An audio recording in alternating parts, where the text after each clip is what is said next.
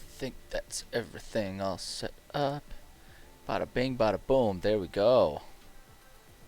Yeah, we're going smooth. No frame drops right now. Cat next to me making noise. That's what we want. Hey, how's it going? Welcome. Welcome. Look at you. Look at you. Look at you being here right at the start here. Well done. Well done. I don't know how to respond to that. I usually don't have people show up here right away. I appreciate it. Welcome. Uh, oh, you got news. Uh-oh. Oh, let's hope it's good news. I hope it's good news. That'd be fun, starting off with some good news. Ah, nice. You're DMing a game. How about that? How's that going? Hopefully that's going well for you. Hopefully it's going well, and hopefully that doesn't mean you're going to end up being the forever DM like I am. DMing a game, but it's not your campaign. How? Oh, okay. How does that work? I don't know what that. I don't even know what that means. Let's see here. All right. So today for my stream here, we are going to be working on. I've had a fair bit of inspiration and ideas flowing through me about what I want to do with this map in this area, and a few different approaches to how I'm going to be working on stuff. So we're just going to be going through working on the idea building process here, and using that as an approach to fill the map. So I've kind of fallen back on. So the last time we were here, we had done a little bit of crowdsourcing and stuff to work on this map, but when I was looking at it, it wasn't doing it for me. And that happens to me a lot,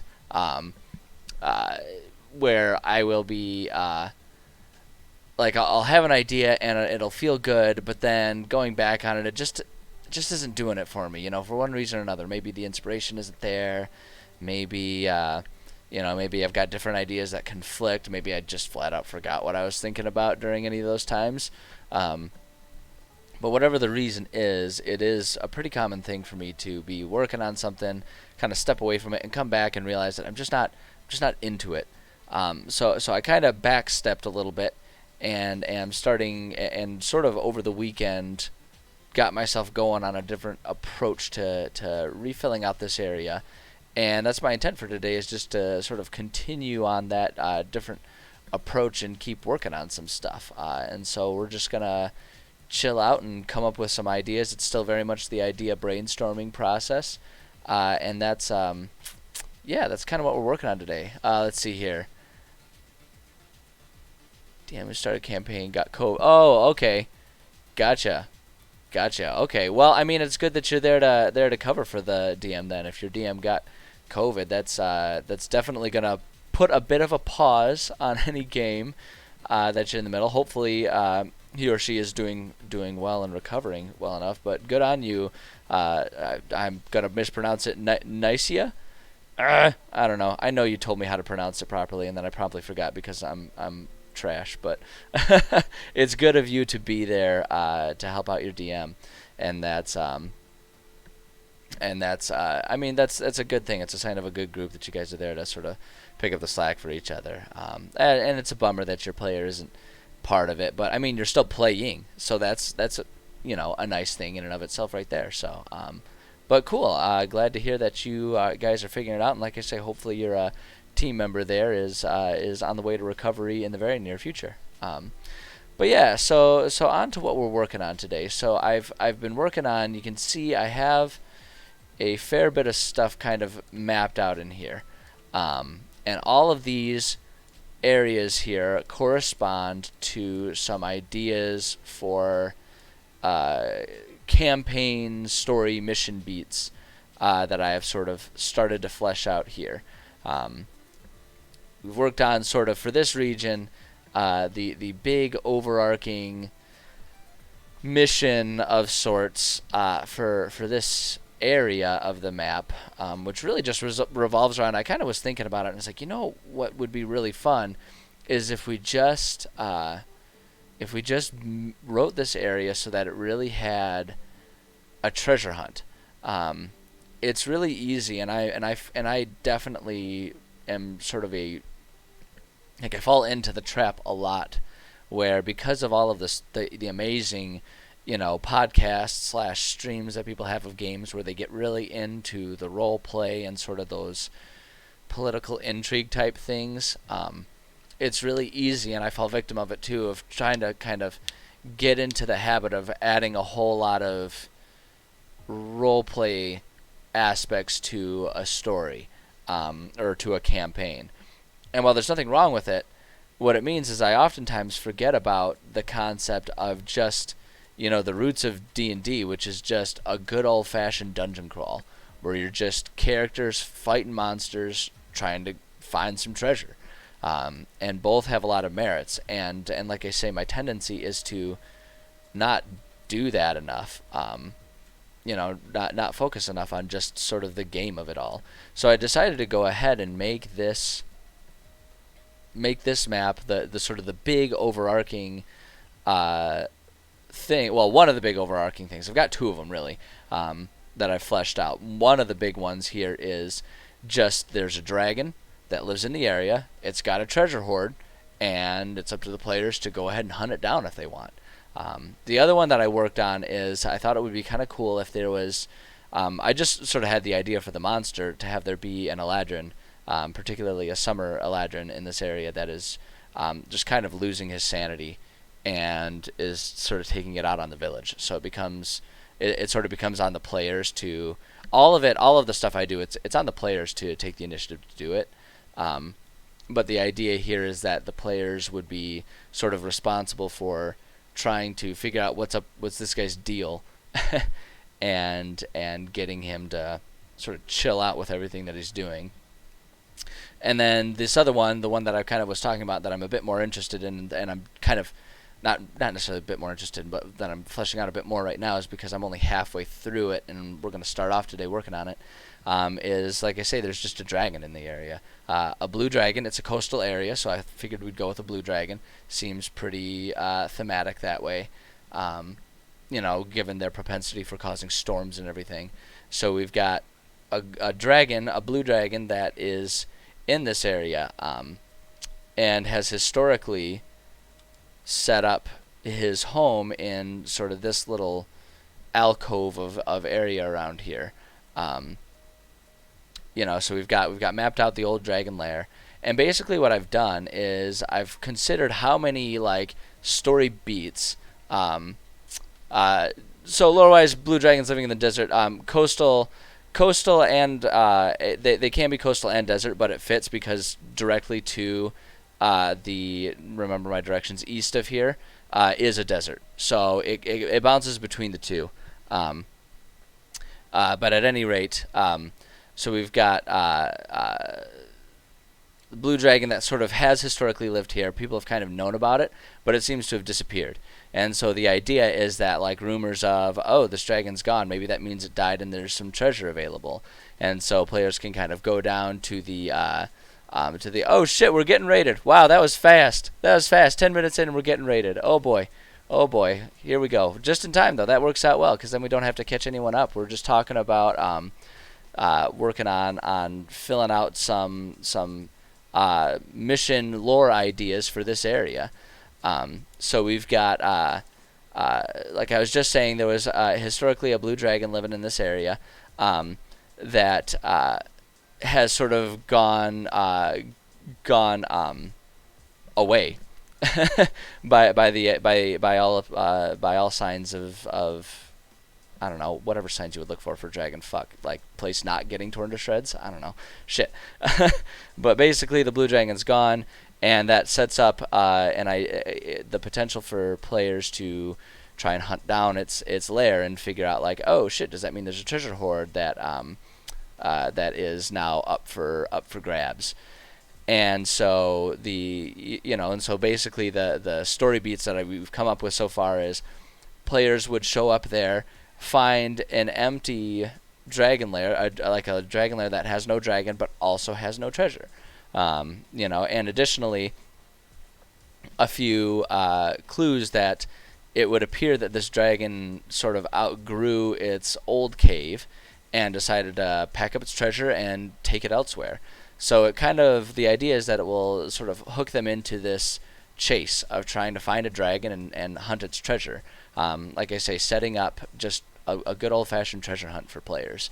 Additionally, in this sort of story beat, what I've kind of come up with is a few beats for there to be as you can see up here, sort of a rival gang that is also going to be trying to hunt down this dragon's treasure.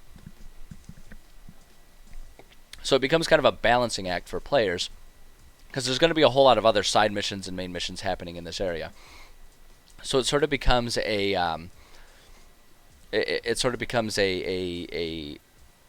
balancing act for players to figure out, do they want to really, move quickly on this to try and find where this dragon is and find where its treasure is, to beat to basically beat the other gang to it, or do they focus on other things and risk this other gang finding it, is sort of what the balance becomes. From a DMing game mechanic standpoint, it largely doesn't matter, because I can just sort of, decide how fast the rivals move. But a lot of that sort of is influenced by what I detect my players are interested in doing and achieving when they're doing all of this. But all of that type of stuff, how to handle all of that type of stuff, kind of comes with the session. So really, all I'm going to continue working on here is coming up with some other different beats for this sort of campaign arc for players, and putting them on the map. Because right now, as far as this map goes, I am just in the idea stage where I'm just trying to come up with some interesting ideas that we can sort of put in here and have kind of outlined, and then begins after that the process of fleshing it out, adding detail, adding stat blocks and random tables and maps and everything like that. But for me, and the way my brain works for figuring all this stuff out for world building, it's easier to come up with the vague ideas and then start fleshing them out, as opposed to trying to, with nothing in place, add a whole lot of detail.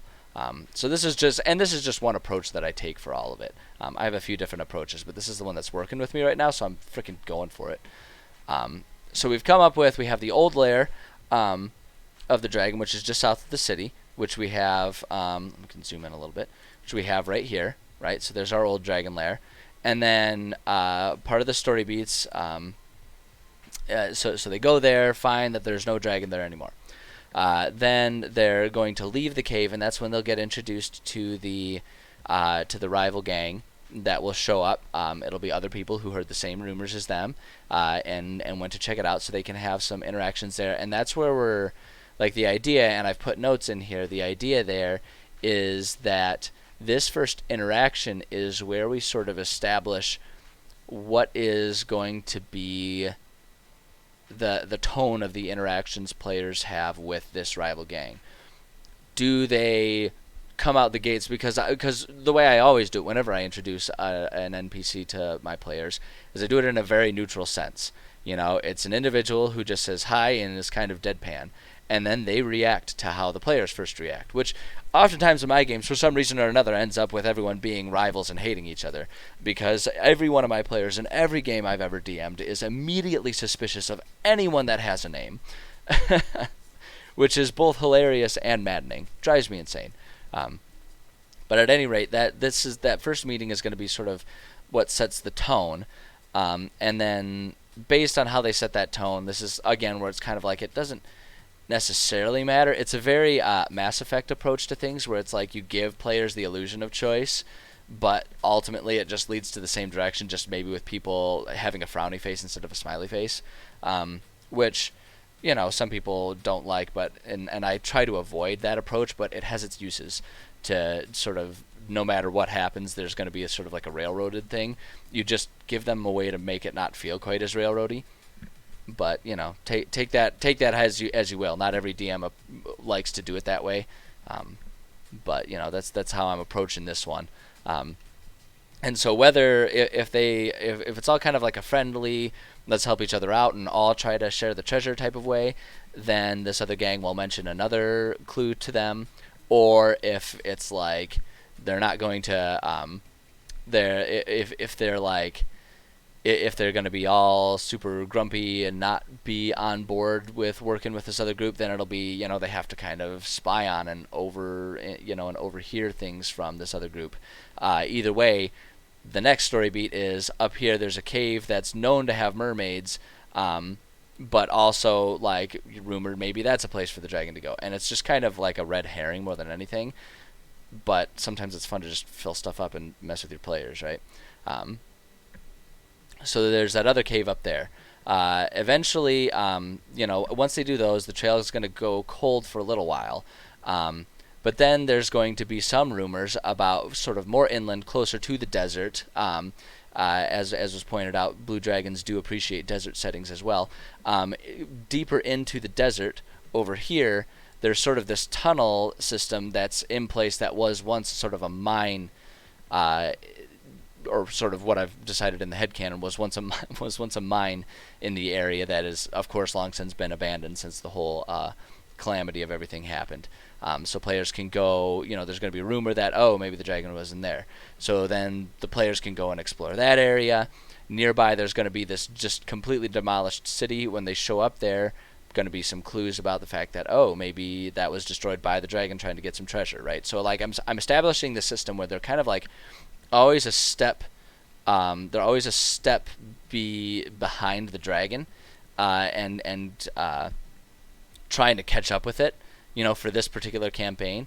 And so I'm basically just setting up a whole bunch of areas that have rumors or evidence of there being a dragon, and then like, oh shoot, we missed it, and keep doing that. So there's that tunnel system, there's the city there, and then after that we have they'll again return to the main city, and again there will be rumors, this time about a large storm having popped up further south, which will be further evidence, clues that maybe there's a dragon in that area. So let's see here. We got some comments. I'm not even paying attention at all.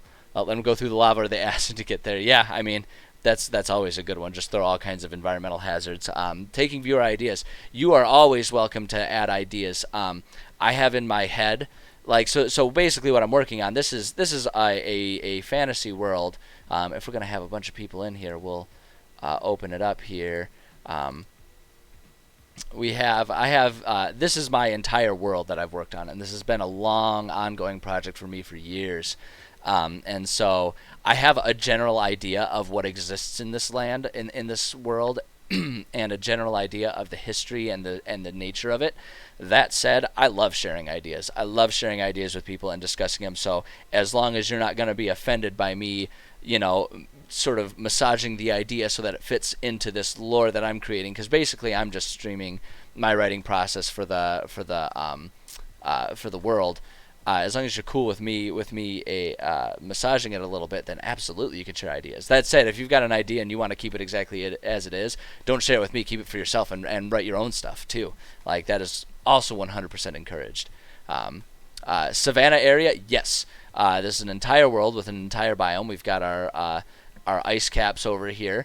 We've got obviously some big heavy forests, a lot of mountainous regions. We have a desert right here, and so we're working in this little hex right here. And so yes, there are a lot of plains areas in this hex that we're working on. There's also these big plains areas and stuff over there. But right now we're over here. That does indeed have a lot of plains areas, a lot of savanna and plains areas. And so we've got a little oasis right over here, which actually I can probably label that one. So I've actually already worked with this area and kind of fleshed it out a little bit. Let me zoom this in here. That is going to be, hold on. Gosh dang it, it always changes it. We're going with Bilbo, obviously, if we're making a medieval fantasy map. Why anyone would choose a different one? I mean, sheesh. Madeline's Oasis here is what that area is called. There is a lot of history there, but if I go into it now, we will be talking about that all day long, so we're just going to leave it at that. That's what it's called. Oops. And then, nope, there we go. Still, it's been like weeks I've been using this program, and I still struggle with all the hotkeys. Let's see, I'm going to label this area. This is Madeline's. Oops. Madeline's. Dang it. Where's my apostrophe? Madeline's tomb there. Put that right there. And then we want to go. Oops. Shoot. I always forget that if I leave that there and use the hotkey there, it'll go haywire. And then right up here we have Passaic as the city there. Oh, thank you for the follow, Amy Chibi. I appreciate that. Glad you're here and enjoying it. So here we go. Okay, so that area's been labeled, and so that's an oasis. We've got a big giant river going through here, kind of like a Nile River type of system setting there. We got an island over here, which is like a very Lord of the Flies-esque jungle type of island. And that's actually pretty fleshed out. I haven't labeled anything, and I didn't intend to label that right there. It just sort of happened. So let's see here. So we've got all of that going on there, and then so we've the most recent one here. We've got the Northern Delta here. That's where the rumors of storms possibly caused by dragons. The hint of that, like being caused by a dragon, the fact that the storm is said to have come up out of nowhere. And been like a borderline hurricane in this very small sequestered area. Tribe that rides hippos as mounts. I like the idea of using hippos. One thing about this world, actually, no, here's what we're going to do. We're going to do... I think that should open it up. But yeah, there we go. Now we got both of them open all at once. So this whole world, the thing about this world is this is a post-apocalyptic calamity type world. So we have around here, dotted around, we have about like 12 or 13 large walled off cities. And those are like pretty much the only consistently populated areas. The rest of the world is what's known as the wilds. And it is very inhospitable and very not populated. The players, as they're going through here and doing things out in the wilds, they're doing so as extremely brave and foolhardy adventurers, because there are very few populations that exist out in these areas. So there being a tribe that rides hippos, less likely to be in this world, but I do like the idea of just hippos existing in general, because if you want a scary-ass fucking enemy, like a hippo is great for that. It is pure rage, it'll mess you up, and there's little you can do about that. I remember being absolutely terrified of them. When I was in college, I had the opportunity to study abroad in Africa, and God, the hippos were the scariest part. You'd think us being like in vehicles that didn't have windows or a roof and driving right past like packs of lions would be the scary part. It wasn't. It was the fact that we would set up camp and hippos would just walk by. That was the scary part, man. Hippos are scary as hell. So I like that idea. I'm gonna tuck that in the back pocket, because I feel like that could be really, really handy. I feel like that would fit really well like down in here or something like that. Right? We've got like a river delta or something like that. Ooh, I like that idea. Just like one person with a battle mount hippo. Now you're talking my language. That would be awesome. I'd be on board with that. Could just have like one crazy guy who's like definitely not sane, and that's why he makes his home out in the wilds, and he's just befriended a hippo, and they just do their own thing. I like that. Oh, I really like that. I'm gonna back pocket that one for sure. I like that idea. Let's see here. As far as our dragon goes, what was I was so one of the tough parts for me is I know where the dragon, I know where the crew's at as far as this step. I want this particular story to have, or this campaign to have 9 story beats or 9 events as I've got them labeled up here, and I've got 5 of them, and I know what the last 2 are. The last 2 scenes we can actually do. Let's see here. And I put down level because I tried to target. I'm filling up this map. This map is a very large area of map, and I'm filling it up with a whole lot of ideas to be able to hopefully take players on a campaign. I'm trying to design this to be a standalone campaign just within this area alone, that can take players from level 1 to level 10 is sort of what I'm trying to accomplish with this.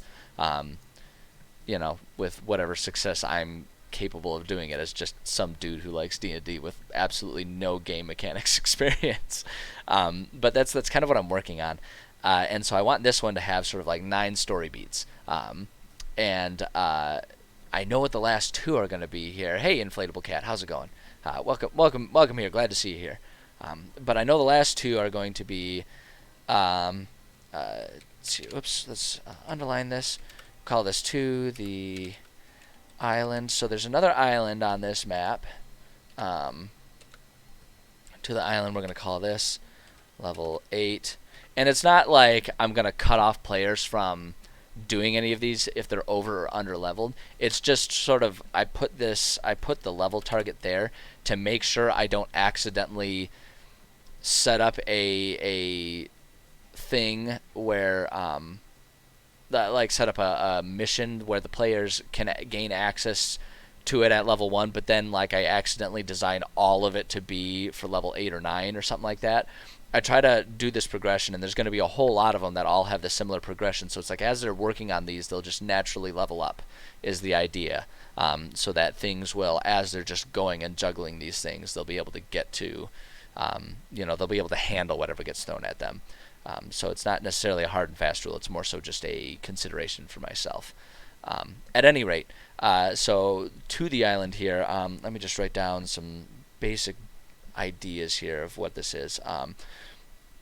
Let's see here. So the seemingly random storms have been traced to the island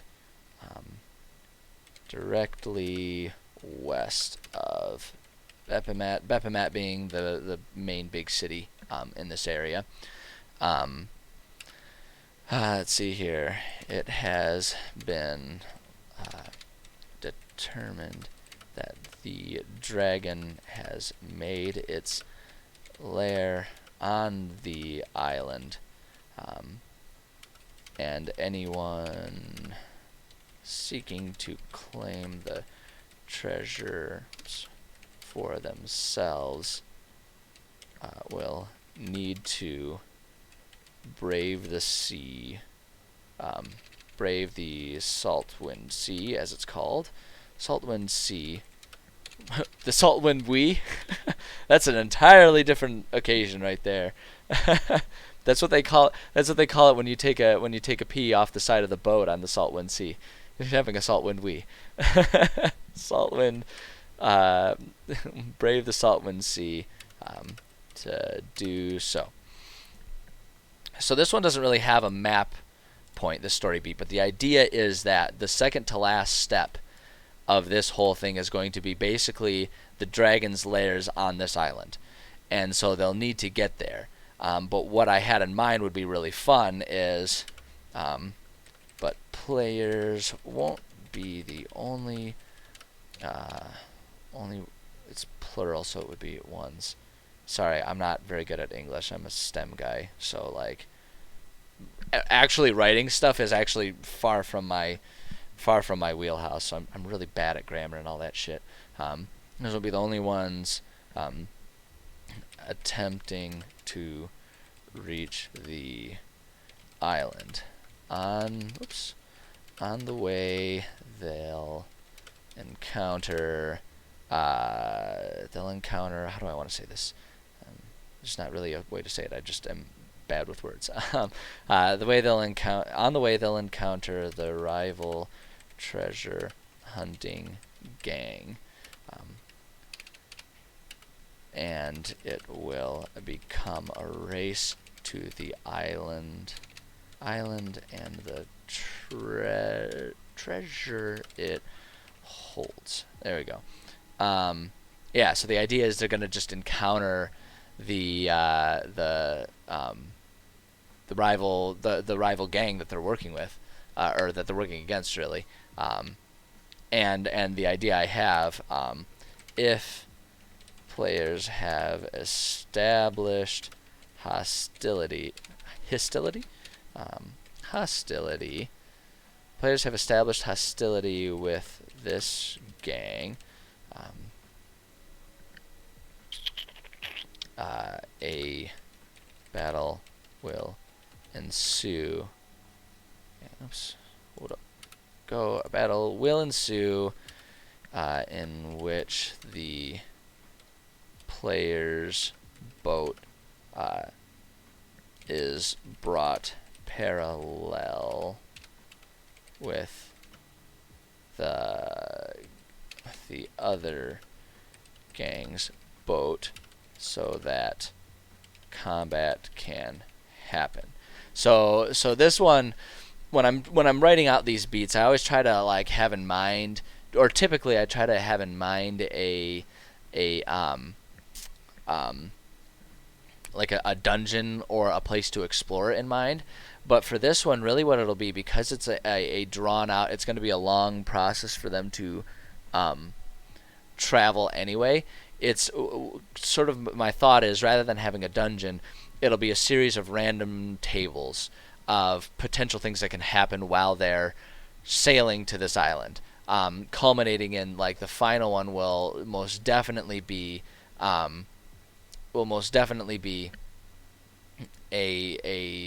like the boss battle being the combat with this rival gang is sort of the idea that I've got in mind for it, which I think would be, from the player standpoint, I think it'd be a really good one, because that's something that is not likely to happen consistently throughout the story, and I always try to make sure I'm adding different unique scenarios. Even if every scenario isn't a winner, I like to add all kinds of different scenarios if I can, just to make sure that things are fresh for players.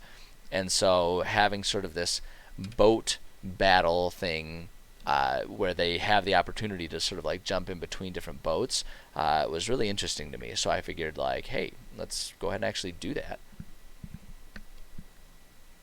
So that's what we're doing. And then the last one, let's see here. We'll just call it control underline the island. So what I'm trying to do also is, when I'm writing something in here, I'm trying to make sure that the title of the beat here matches up with whatever I label in the map.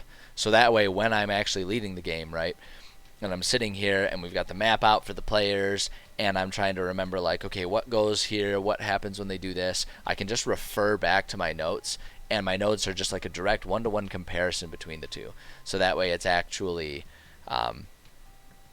it's easy for me to follow, and I'm not spending all of my time just trying to read my own notes and remember where the hell I'm at with everything.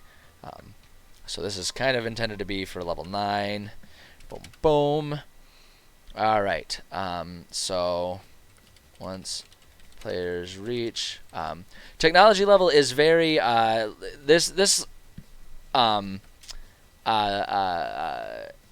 world of mine is very very Middle Earth, very Lord of the Rings in its technology. A little bit more what with like artificers and whatnot are canon in my world.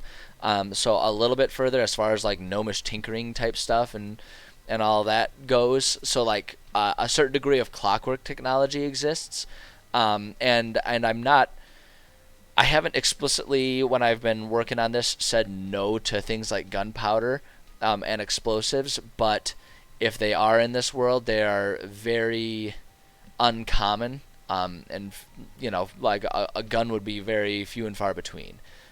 So shying away from too much steampunk for this particular world, and a lot of that is because this isn't the only world I have that I work on as a project. I love world building in general, so I have a lot of others.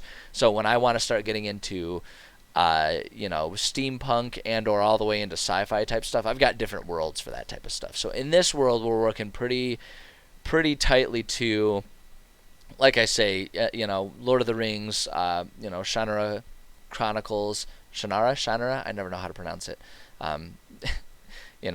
Terry Brooks, that type of level of lore is kind of what we're working on with this one. So when we have boats, they're definitely sailboats. They're definitely like pirate ship type of stuff, at the most.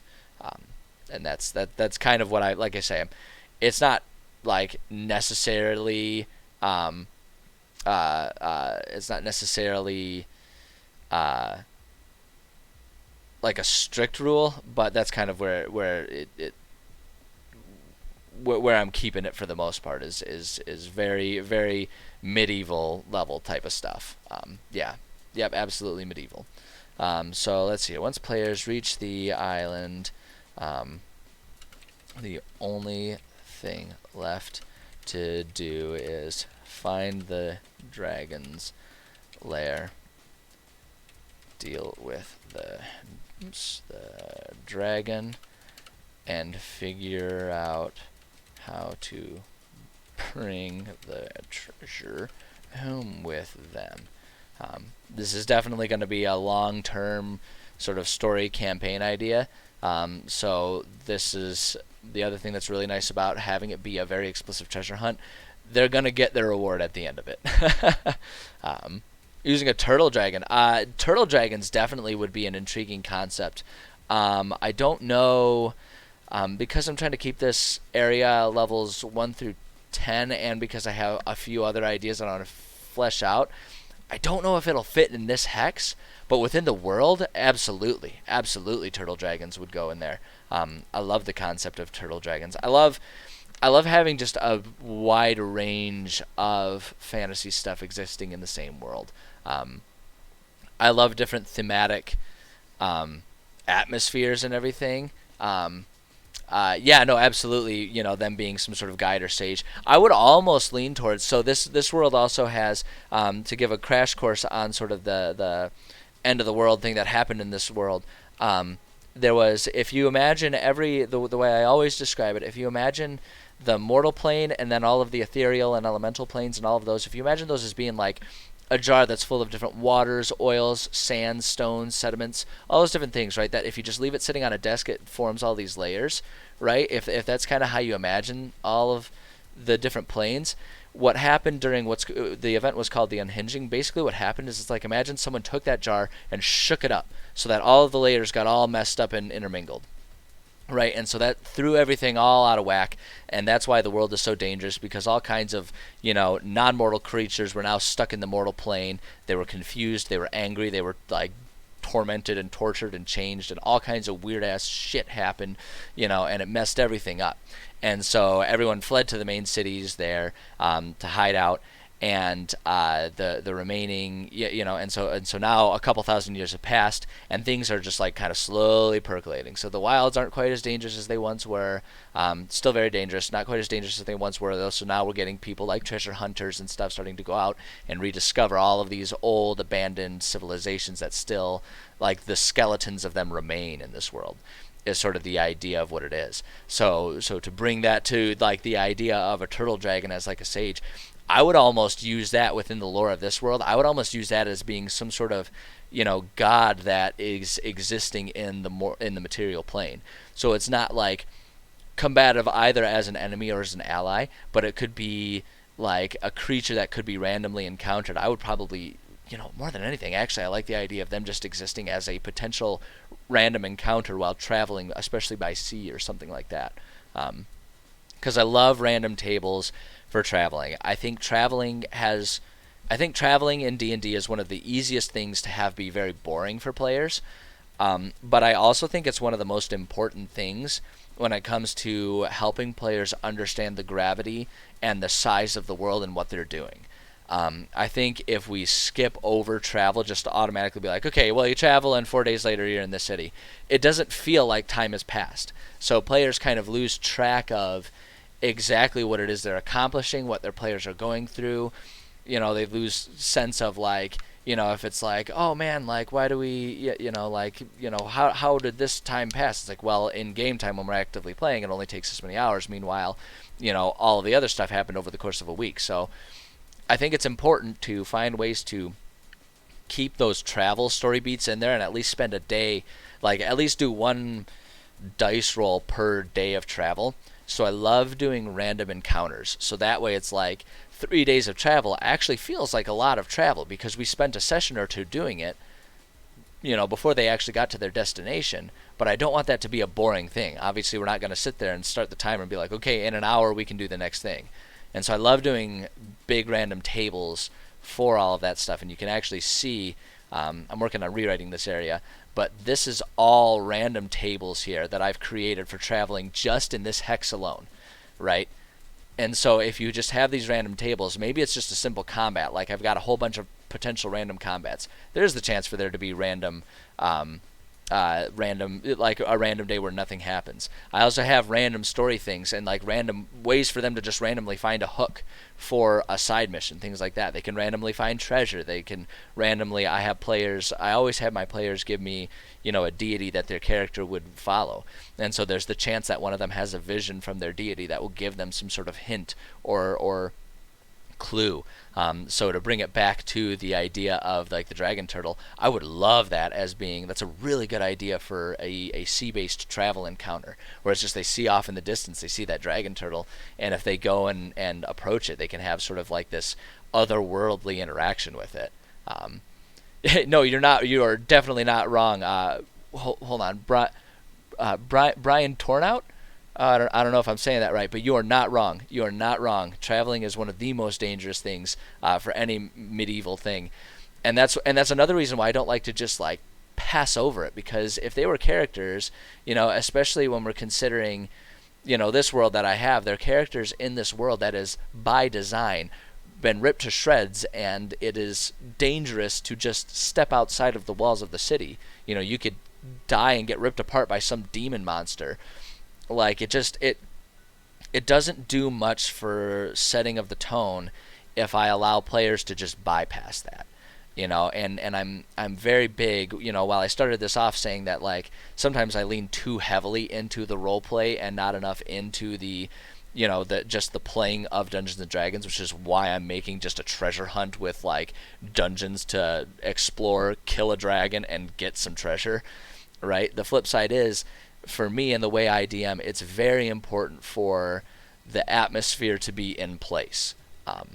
That's where whenever I play a session, I finish off with asking my players what they liked and what they didn't like and all that kind of stuff, and consistently what they like is the atmosphere and the tone that I managed to get for them. And one of the most important things about that is, again, like establishing and making them take the time for travel. When we're looking at this map here, this whole area, we can look, we've got my scale here, right? So, of course, I'm American, so I have to use miles because we're stupid. But we have our number of miles. 40 miles is just this little stretch right here, right? And we're looking at this whole area. This whole area is like 350 to 400 miles in any direction, And so from the American viewpoint, the way I always describe that is like going across this is like traveling across an entire state, And that's like in a car that can take, excuse me, that can take all day.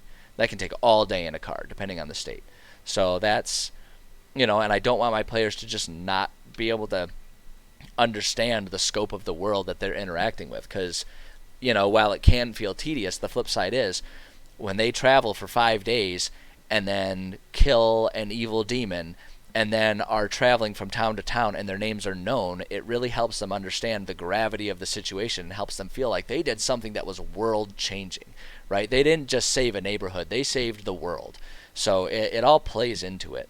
I don't know, that was a long rant and tangent, but I don't know, it's one that I'm kind of passionate about with D&D. Yeah, exactly. Yeah, having the travel combats can be extremely dangerous because they haven't had time to prepare for it.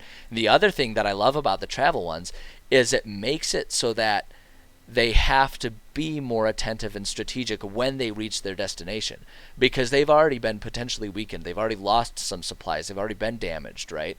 They've already, depending on what happens while they're traveling, what the exact timeline is, they might be down, health and spell slots and stuff like that if they haven't had the chance for a long rest by the time they finish their traveling. It's all an important part of it. Like if every dungeon is them completely fresh without any other things going on to their characters, it feels much more formulaic than if so for example, the last game that I played this past weekend, or oops, that's not the one I wanted this one, there we go. The the game that one of the games, I DM 2 games right now, but the one that we were playing in, we had players.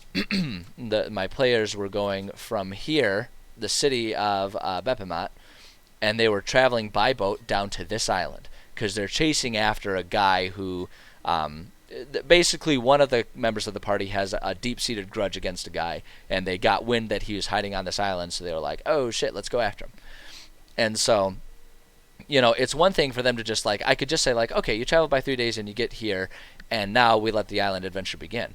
But in the process of doing it, what I did is I threw in some random things. They actually encountered, just by random roll, the dragon that we're sort of fleshing out a more detailed mission for in the first place. So I've already established for them the potential for hunting a dragon, right? These are guys that, this group of players, they wanted to be treasure hunting pirates. So I've planted the seed of thanks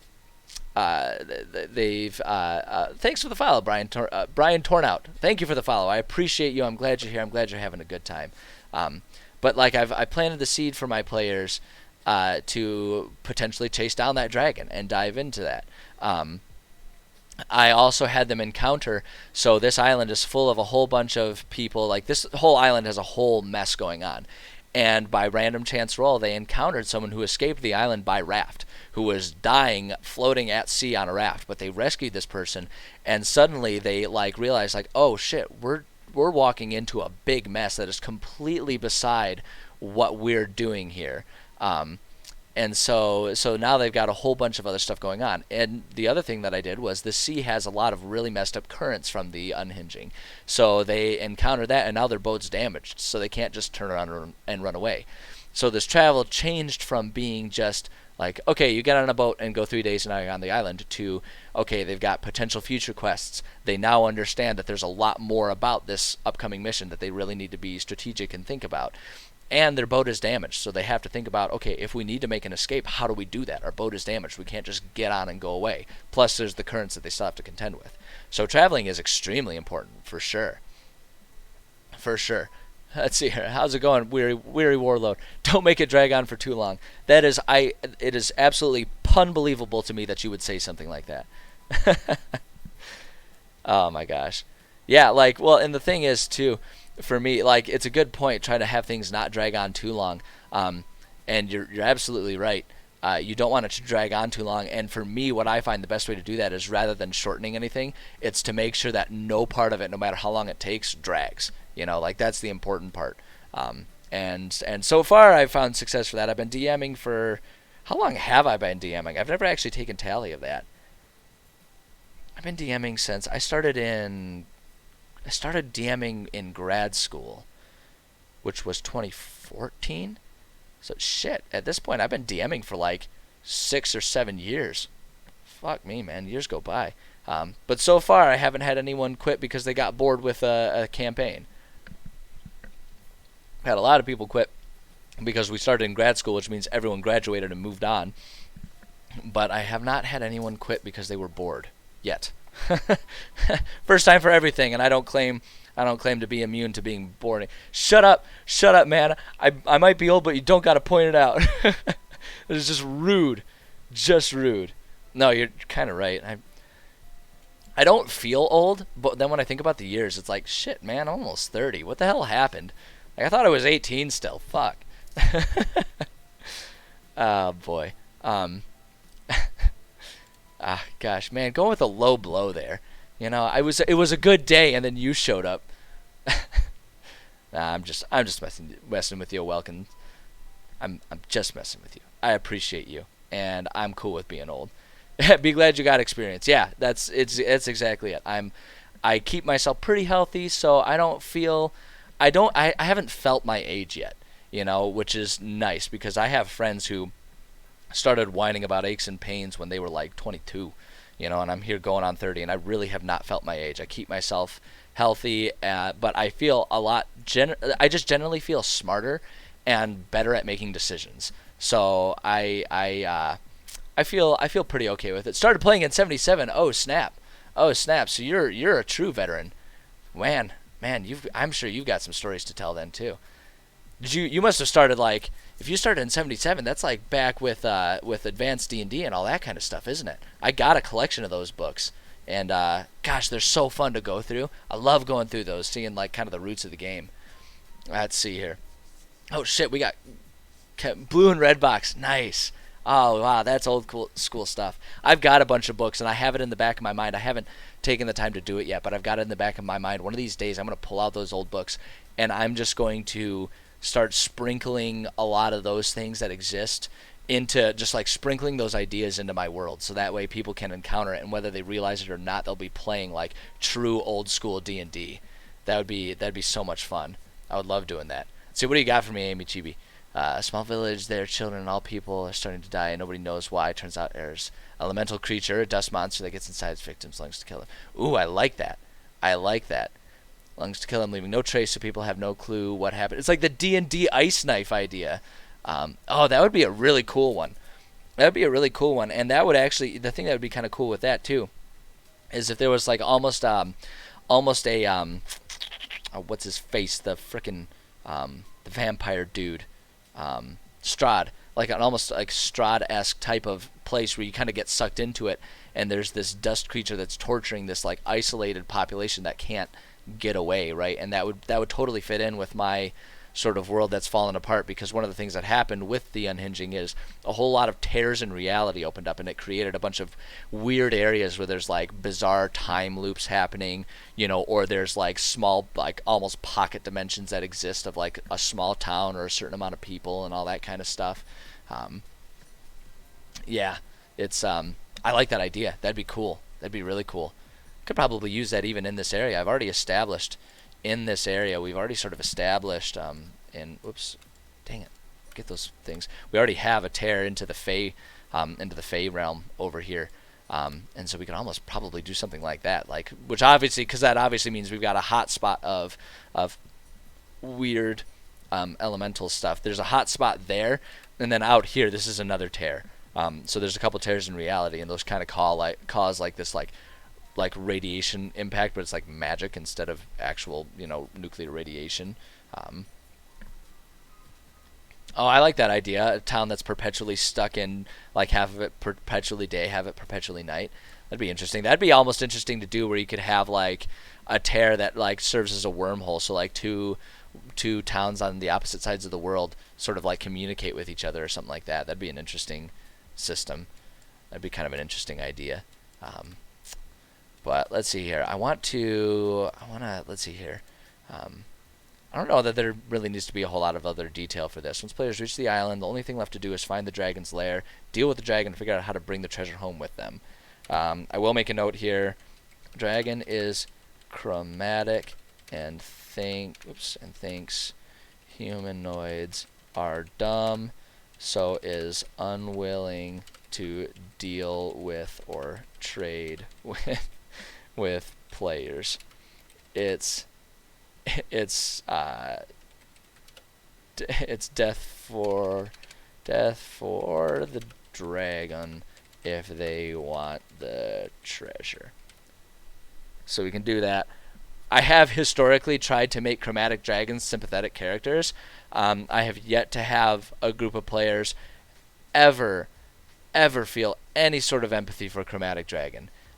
It's really funny. No matter what I do, I can try and create the most blaringly obvious players are the bad guys, dragon is the good guy in this situation. Players will always say, fuck you, dragon, I'm going to kill your ass. That's what they do. They do it every time. And it's hilarious to me. It's hilarious to me how confrontational people get when they play D&D. Like, they can be the sweetest, friendliest people in the world. As soon as they play D&D, they turn into just these ruthless dickheads, and it cracks me up every time.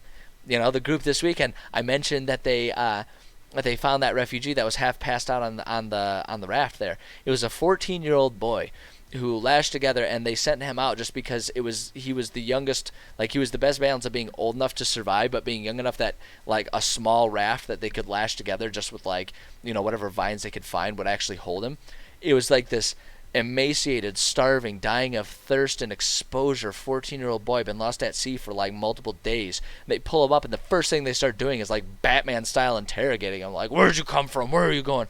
And I was like, whoa, did not expect them to take this approach with like a child refugee here, but all right. Cracks me up every time. That's what he got for me, Weary Warlord. Deal for a desert biome magically induced by the elves as a pilgrimage to the southern tree deity. Okay. Desert heat which purify their mind by condensing and extracting negative thoughts and feelings to prepare for their audience with the tree. So it's like one of them desert bubble retreat type things for the elves. I really like that, actually. That seems exactly spot on for elves to be like full blown spirit retreat into like a desert. What do they call them? The desert like there's like a term that they always use for them where it's just like it's basically just like a sweat box. It's like a sweat lodge. That's what I'm thinking of. You know, they go out in there and they have their they have like their little like not quite seance but kind of a seance type situations. I really like that idea.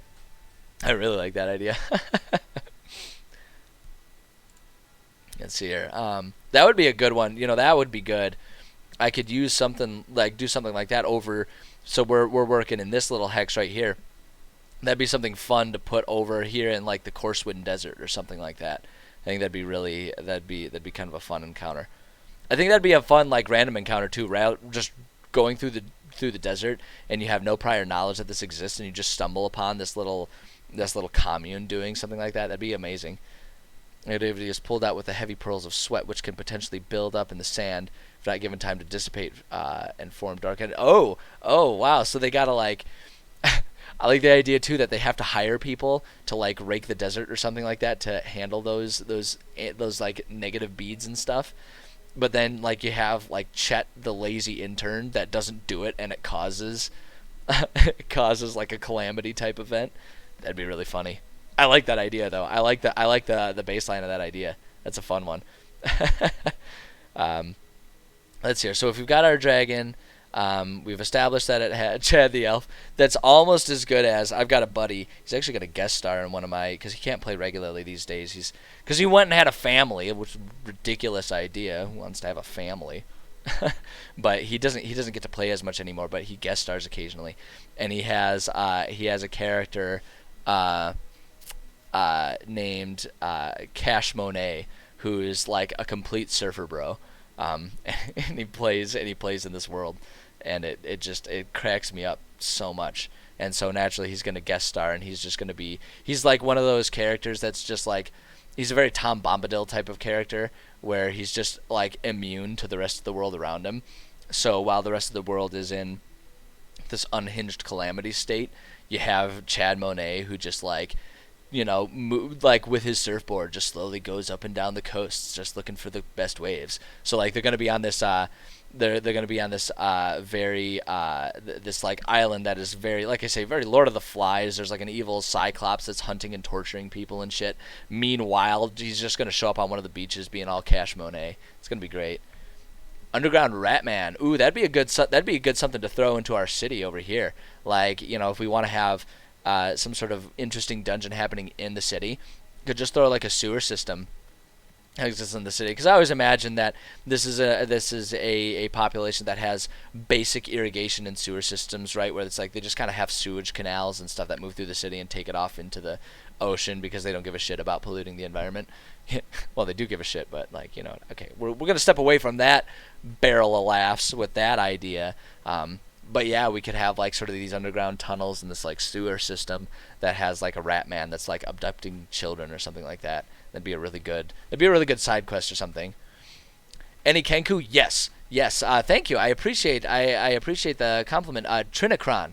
I appreciate that. And yes, this world, because I always have a million ideas and I don't like limiting myself, this world has pretty much every race that exists in the D&D lore, and then a couple others that I shouldn't say that exist in this world. I haven't really incorporated them yet, but I have a couple other races that I've thought of in my mind that I think would be fun for them to exist in this world, but I haven't taken the time to like flesh them out, so I just don't really use them.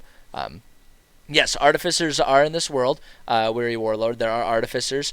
And so we were kind of earlier talking about technology levels. This is a very baseline, very Tolkien-esque, Middle Earth level of technology here. But because there are gnomes, they do have their own sort of like clockwork level of technology.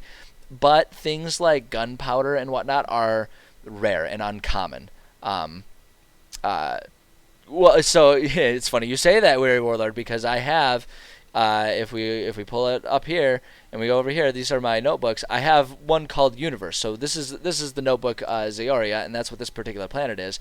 But I have an entire fictional universe, and actually Zaoria exists within my sci-fi universe, where it's just a part of the galaxy in the universe that just like this is how things are. I am a huge world builder by hobby, and I have multiple different worlds. That I like to work on, and I pull up different ones from time to time. Some of them, my sci-fi, sort of like the universe as a sci-fi project, I have been working on since at least high school, maybe even all the way back till middle school. Because I always have these ideas, and I don't have the means to like create them as a movie or anything like that. Uh, Class that can make automatons. Um, I'm not. I don't know off the top of my head which one it is. I don't make player characters. I'm a forever DM, so I never make player characters. So I don't know jack shit about any of the classes.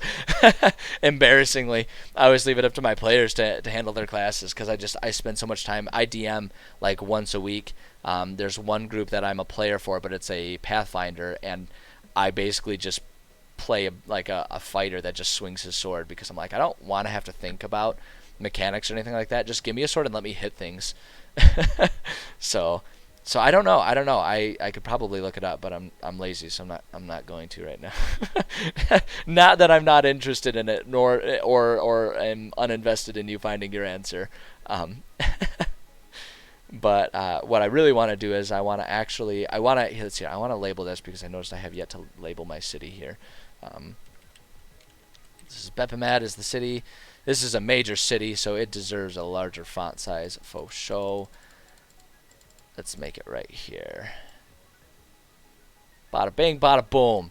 Here we go. So there's my city there.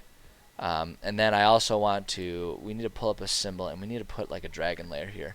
And I could go for something realistic, like we've got, our caves and stuff down here. But I feel like I've been using the same 2 or 3 caves. Yeah, see, we've got like 2 caves here.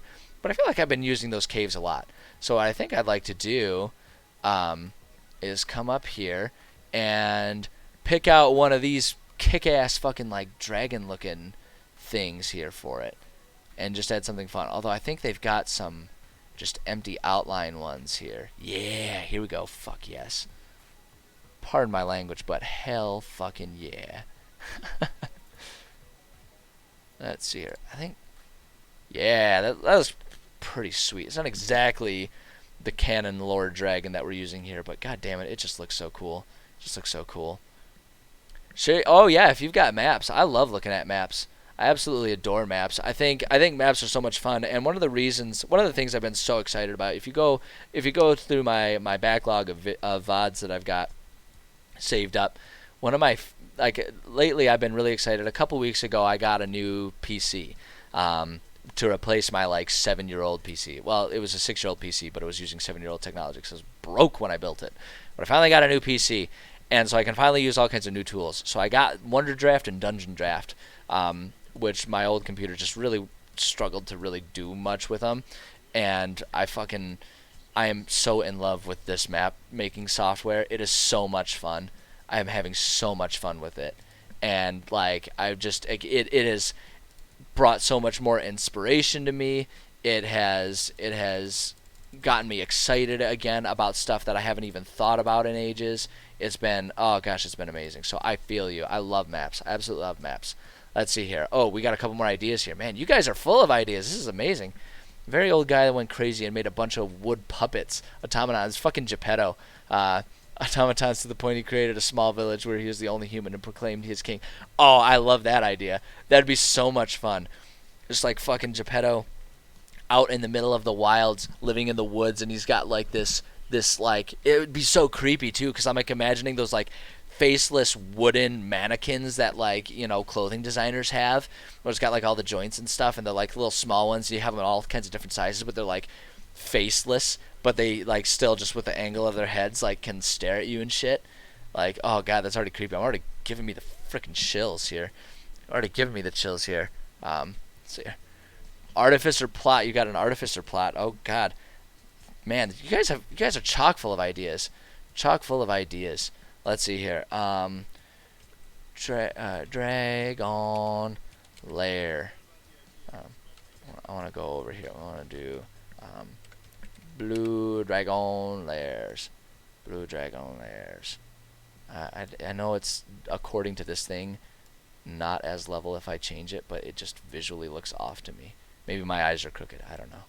I know my eyes are fucked. I'm colorblind, but that's a different issue. It's a different issue. There we go. Blue dragon lair. Bada bing, bada boom.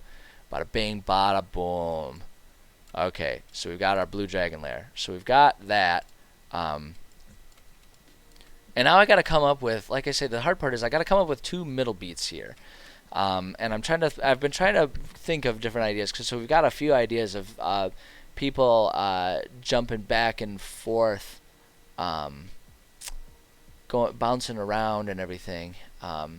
You know, of them chasing down the dragon here, to try and keep up with the dragon. And I want to, like, it's all meant to be just like a crazy chase, right? Like, that's the point of it. It's like it's a chase, but I want it to not get too monotone, and that's kind of where I'm hitting a stumbling block here. So we've got them going down to the river delta of the north branch of the Madeline River where it meets the sea. And so that's where they go, and there's like the dragon thing. I kind of almost want to have them almost catch the dragon, right, where it's like they can, once they get there, you know, just have it be so that there's another place just a little further south, like almost like the dragon's just going up and down the coast, cleaning the place out. And so they can actually be in there and try to confront the dragon in the middle of it, ransacking a city or something. That'd be a decent one. Be a decent one. Where could I put something like that? Hold on, let's pull up our map and look here, because I don't want to fill stuff up too much. Could put like a small coastal city over here, something like that. So, oh shit, I'm falling behind my comments. Jesus Christ, you guys have so many cool ideas. I can't even keep up. Holy shit. Trinacron, I appreciate it. I'm a little hesitant to hand out emails. If you have them, like if you have any VODs or anything, like if you've ever streamed them or you have them posted, I would love to check them out if you post a link. I'm hesitant to put up an email address because I have not established one for like a stream or anything. If that changes and I set up a good one for stream, I will let you know though, and I would love to look at your maps. I absolutely would love to. I'm a big security guy. Probably to a fault. so I'm probably not going to give out my email address, but I do appreciate your enthusiasm, and I'd love to hear any other ideas you have, for sure. Let's see here. Our village has been living in fear for generations because there lives a humanoid monster that attacks and kills anyone that looks at his face. People had adjusted to live all the time looking down. Okay, that'd be an interesting thing. I'm an old lady in an inn who doesn't like nuts. Suckling almonds clean of chocolate, leaving the nuts in a bowl next to her chocolates. Oh my god, that is diabolical. That is the I think my least favorite part of that is just the use of the word suckling. I think that's what makes me the most uncomfortable of that whole situation. Oh my gosh, that's wretched. You are a twisted son of a fuck there, weary warlord. That is messed up. I like it though. I like where your head's at. That would be a really fun. It would be really fun if that devolved into some weird side mission where it's like, you know, they have to, I don't know, fucking it becomes like a police hunt or something like that where they have to like find evidence of her doing that to present to the town guard or something. Oh god. That is so messed up. I'm in awe of your twisted brain. Yeah, absolutely, Trinacron. You're 100% welcome to share any ideas, and I absolutely love that you're here checking out what I'm doing. Yeah, I appreciate it, and I appreciate you understanding too. Like I say, there will, if this is a sticking thing, I started streaming here because after like COVID started and everything, I've been working at home, so I like have free time during my lunch hours and stuff that I can actually use to like stream and stuff. And they're talking more and more about making that a permanent thing at my office because they're like, oh shit, we can actually save money by letting everyone work from home because they still get their work done, but then we don't have to pay rent on office space. So it's looking more and more like that's a permanent thing. Which, if it is, I intend to make streaming a more permanent part of my life, because I would love to not have to have an office job for the rest of my life, as much as I enjoy my job. But that's a whole lot of future plans. The upshot of that being, things are kind of in limbo right now, but I'm hoping in the next couple of months things pan out that I can make this a more permanent, viable, professional type of thing for myself. And if that's the situation, then I will absolutely include ideas so that people can, communicate with me in ways other than through, stream comments and stuff like that. But the important thing is I love your enthusiasm, and I love that there are other people that love maps as much as me. I think that's awesome. And you mentioned that like you've got like hand inked maps. That is something that I absolutely do not have the skills for. So just the fact that you're able to do that is super impressive to me. My hands don't behave when I hold a pencil or a pen, so they just don't work. They just don't work. I can't do that. I have to use these tools. So players accept the nuts go into graphic detail. God damn, you just fucked up, man. Oh god, that's messed up. Oh sweet, I've got spam. Yes. Look at that. They've got random letters and numbers. Want to become famous, you guys? We can buy followers. I made the big time, guys. Hold up. Let me block this because I hate this shit. I hate that everything is an advertisement. If you want to get me ranting about how the world's falling apart, mention how everything is an advertisement. Get out of here, you ad. I hate ads. Fucking hate that shit. I hate that shit.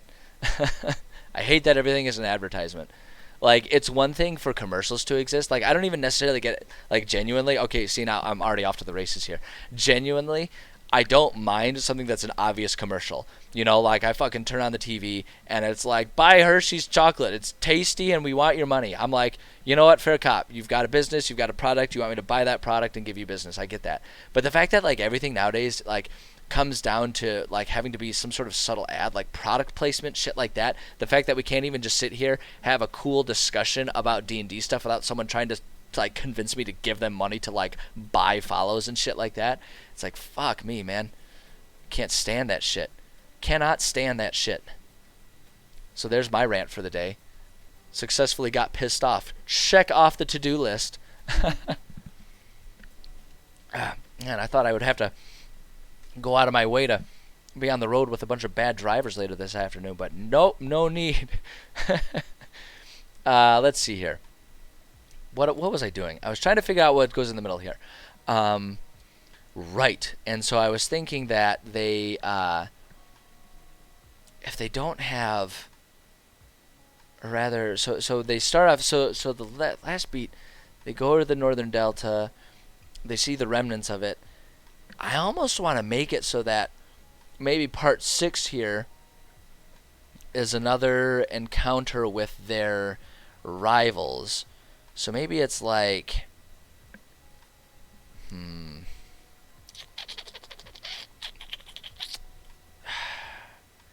trying to figure out a way. What I want to do is I almost want to make it so that when they're going to the island, that's not like, oh, they figured out the island's there. They're like chasing a storm.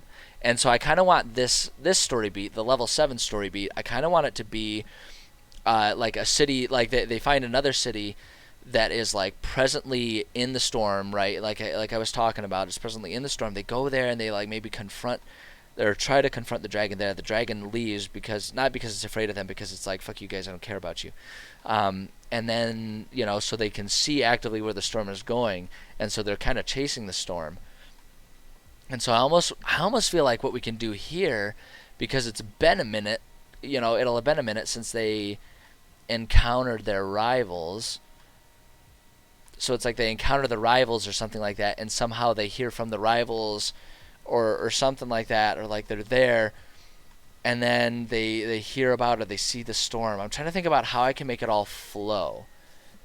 Like that's one of the important parts, is to make it feel like things kind of flow in a way that guides the players without forcing their hand, right? Like I like it to be. That's why I use like the main city, Bepemat when they're there. I use that main city as a chance to give them hooks, right? So they can be like, oh, there's a rumor about this happening there, so they can then, when they're ready for it, go there.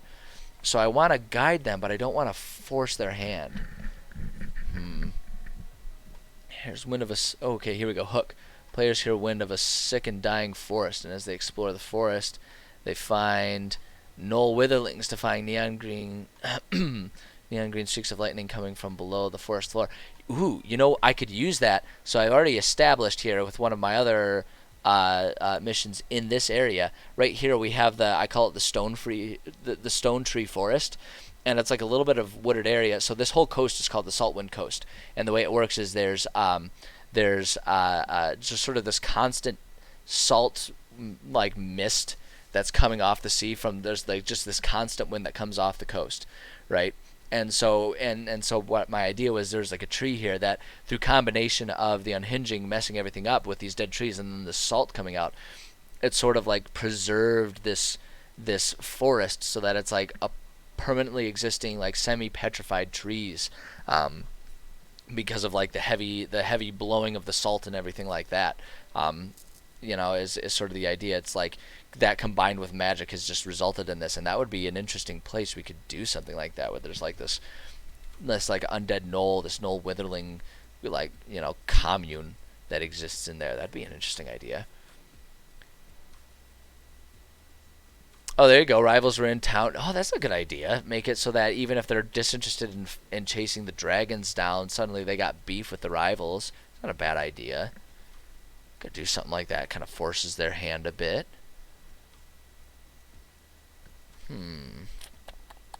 There's a way to do it. I know there exists a way to come up with this. A secret dungeon. If they find the abandoned dungeon containing the ancient machine, in quotes, they realize they have found a machine made to collect data about the world for centuries to be used for the greater good. Machine, however, has modified itself to run on necrotic. Oh, to keep its data alive. It's a power source made by an artificer creator. It's broken. That's like getting into some ancient alien shit there too, right? Collecting data and stuff like that, but it like uses the bones of the creatures that exist in the world. Like that's a cool idea. I feel like that would be a really fun one to throw if we're looking at our world map. I feel like that would be a really fun one to throw in the Lost Lands up here. So the Lost Lands is one area that has not been recovering like the rest of the world, right? So I was talking about a couple of thousand years past, the wilds are starting to recover a little bit, the layers are starting to separate. That has not happened in the Lost Lands. For some reason, the Lost Lands are still just as messed up as when it all first started. So that would be a fun thing to throw in there. Right, and so it's like in this messed up world, there's like a group of necromancers or something that are trying to keep it going, right, or something like that. They're trying to revive the machine. That'd be an interesting idea. I like that idea. Let's see here. So they were at the Northern Delta. Let's see here. I'm gonna say. Oh, here's what we get. Here's what we can do. We'll do. Okay, hold on. I'm sorry. I need to like let my brain process. I'm almost there. I can feel my fingertips brushing an idea here.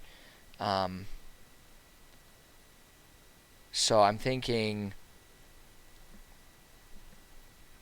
maybe there's like so what I'm thinking is like maybe there's a mansion of some sort that is known. So maybe at this point in time, the players and the rival gang are getting wise to what's happening. They realize they're one step behind the dragon. So there's like a series. So maybe going up and down this coast, they can, the players, by doing their own research, working with or spying on the rival gang, can find a couple other potential targets for the dragon, knowing that the dragon has been going to places, taking the treasure. Like presently, that's what it's doing.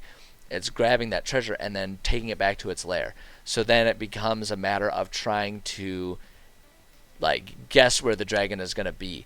So I can almost create, so I can do both story beats, right? So it's like they show up at like maybe there's like a mansion or something like that some rich asshole had over here that he hid his treasure in, or maybe there's rumored to have been like in this little cove here. Maybe there's a cave that it was rumored that like pirates would stash some of their treasure when they were going up and down the coast or something like that.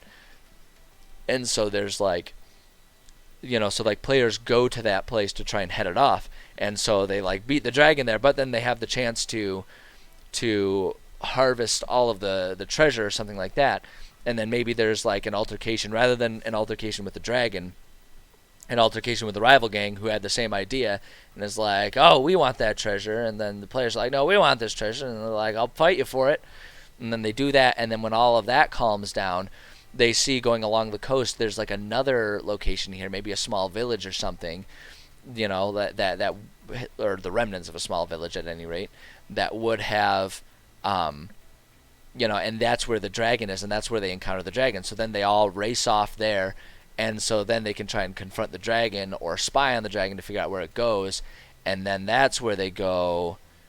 And then that's where it's like they can see where the dragon is going, and they can, based on its trajectory, know that it's going to end up over there. And then that's where we get to the final two. And that gets us there. I think that works. It's a loose fit, and it requires a little bit of nudging of players to like do some research and figure out like, oh, well, there's some treasure over there. Maybe you can beat it.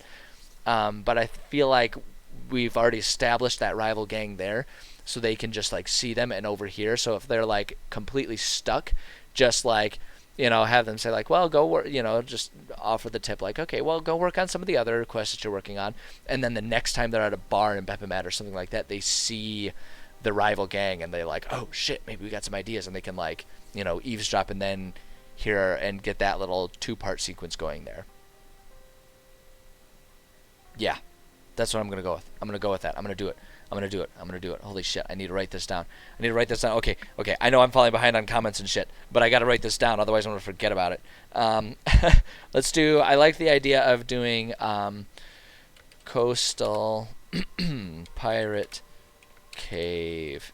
And I have to add coastal. I'm just going to label it on the map as pirate cave, but I have to label it as coastal because the island that I've fleshed out that my players are presently on, there's also a pirate cave. There's a lot of pirate activity in this area before the unhinging, and actually there's a lot of pirate activity there now, because now that they're just starting to reestablish trade routes and stuff, means that pirates are just starting to reestablish the ability to steal stuff from trade routes.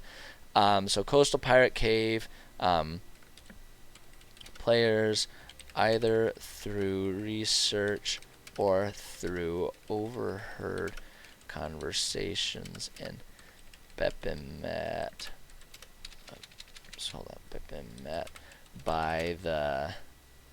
Bepimat by the rival gang. Let's see here. Players through research will learn of an old cave that is rumored to house large stores of treasure. Rumored to house? No, it's the wrong use of to. House large stores of treasure. Let's see here. This is a good place to go to head off the dragon to hopefully learn. Let's see, to hopefully learn from it, or at least follow it back to where its lair is. Players will encounter rival gang and encounter encounter rival gang who is close on the same path. Just say it like that. It's not a very eloquent sentence, but whatever, who cares? Who cares? It's rough notes right now. And then level 7 is while at the... Oh, wait, hold on. I need to name it. We're going to call this one... We're going to call this, like... I don't know. frickin' coastal manor. Yeah, whatever. It doesn't matter. I can rename it if I want to. Underline or ununderline. Let's see here. While duking it out with rival gang, a storm will appear out of nowhere and head south towards a known coastal city. And there's like, and we'll say there's like a known abandoned coastal city, and it's just part of that is there's like mansions and stuff. So actually, no, we're just gonna call it coastal city, and I'll probably rename it because the idea in my head is that this map will be the map that I'm making right now will be sort of a mix between like a video game style map of like here's things you can do and like a realistic historic map of like, oh, here are all of the cities that existed in this area, where it's like I'll take off labels of things that aren't cities, but then I'll leave on the labels of cities that were known population points before the unhinging. So when I say coastal city, I'll probably just rename it into an actual city name or something like that. Oh, thanks for the follow, Weary Warlord. I appreciate that. I really I'm glad you're enjoying it here. It's been fun chit chatting and sharing ideas. So glad to have you on board for sure. Let's see here. So head towards an abandoned coastal city. There they can have the confrontation or just watch from afar. With the dragon that they were seeking. The dragon will not engage regardless of what the players do, and instead will fly off having collected what treasure it could find. Players can then follow its movements and figure out where its island lair is. Boom, there we go. Okay, so there's our things. Let's see, and I'm gonna plop them down on the map, and then I know I'm behind on comments, so I'll get there. I only have one set of eyes, and they're not very good eyes. They're broken in a lot of ways. All right, generic cave. It doesn't really matter which cave. I'm gonna do that one. And I wanted to put the cave here, just like just tuck it right there. That's a pirate cave. I'll just label that. I always label everything. Like I say, I'm kind of like making the DM version of the map that I can then, because you can just like make the labels not appear and then print off a copy for players. Is kind of what I'm working on. So we're gonna call this one pirate cave. Bada bing, bada boom. Okay, so we got that one, and then we also need to do my little city here. Go to the symbols. Go to the thing. I know there's like little village ones. There's a little tiny village. We'll just go ahead and put like a little baby village up here. I'm gonna make that a little bit bigger just to have it like visually appealing.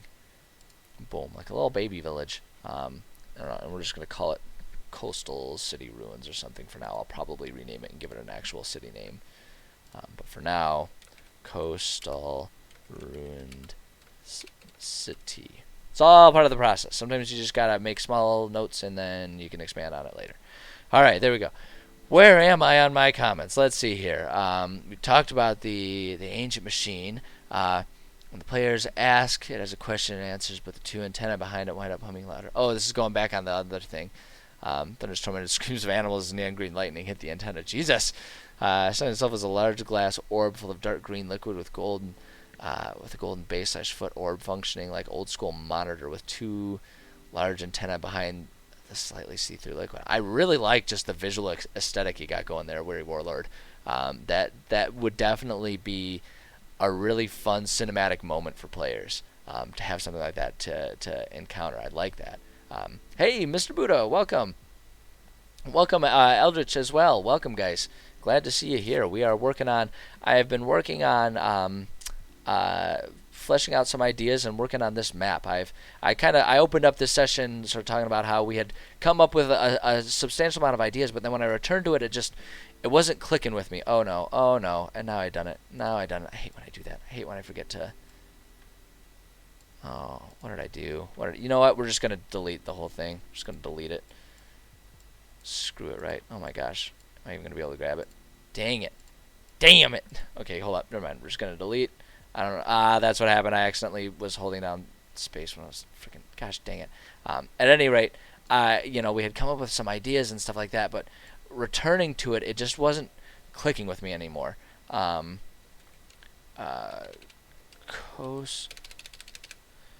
Coastal ruin. You can tell I've been doing this for a couple hours now. I'm getting tired. My fingers aren't working right. Coastal ruined city. But yeah, like things just weren't clicking. So I kind of I rewound a little bit and have been taking a different approach to trying to fill this out. The approach being I'm kind of brainstorming ideas on missions that I want to provide for my players, or at least put down in the map here, different missions and stuff like that. And then, am making like kind of the potential story beats and stuff, and then mapping out where those would happen, is sort of what I've been doing here, and that's been working. That's been working with my brain space a little bit better, as of late. So, as of late, and when I say as of late, I mean today. Like we just started doing this today. Dang it, I did it again. Dang it, I gotta remember to just like go over here to my grab tool, so that way if I accidentally don't get the hotkey right. Alright, so we've got the ruined city. Because this is an actual city that people would have lived in, I am going to put a pathway to it. And this pathway, since there's not really a direct pathway that already exists, what I think I'm going to do is just have this one be pretty as the crow flies, and have it start over here. And the pathway is going to kind of come, and we're going to have a little bridge that it goes by, and it's going to meet up here. Oops. Boom. There we go. Okay. There we go. So we've got a little pathway there, and that's how people would get to that ruined city. And that's where they're going to encounter the dragon. They're going to see the dragon fly off, and it goes up there, and it goes over here to the lair. So look at that. Look at that. This is looking like, geez, now I done it. No. There we go. I gotta remember to do my grab tool. One of these days I'll learn how this stupid software works, and I'll get good at using it. One day, but that day will not be today. All right. Hell yeah. That gives us some good stuff. That's some good stuff right there. Got some good stuff. And let me just say, too, I've been sitting here focusing pretty hard on trying to make sure I keep progressing, the world that I'm making, because this is a world that is a living world and players are actively in it. I've got their next handful of story beats and stuff planned out, but, I gotta say, I really like the ideas that some of you guys come up with. You guys are some creative motherfuckers, let me tell you what. Let's see, I got the scale of it wrong here. I want it to match. No, I think I had it right there. I think that's where it needs to be. There we go.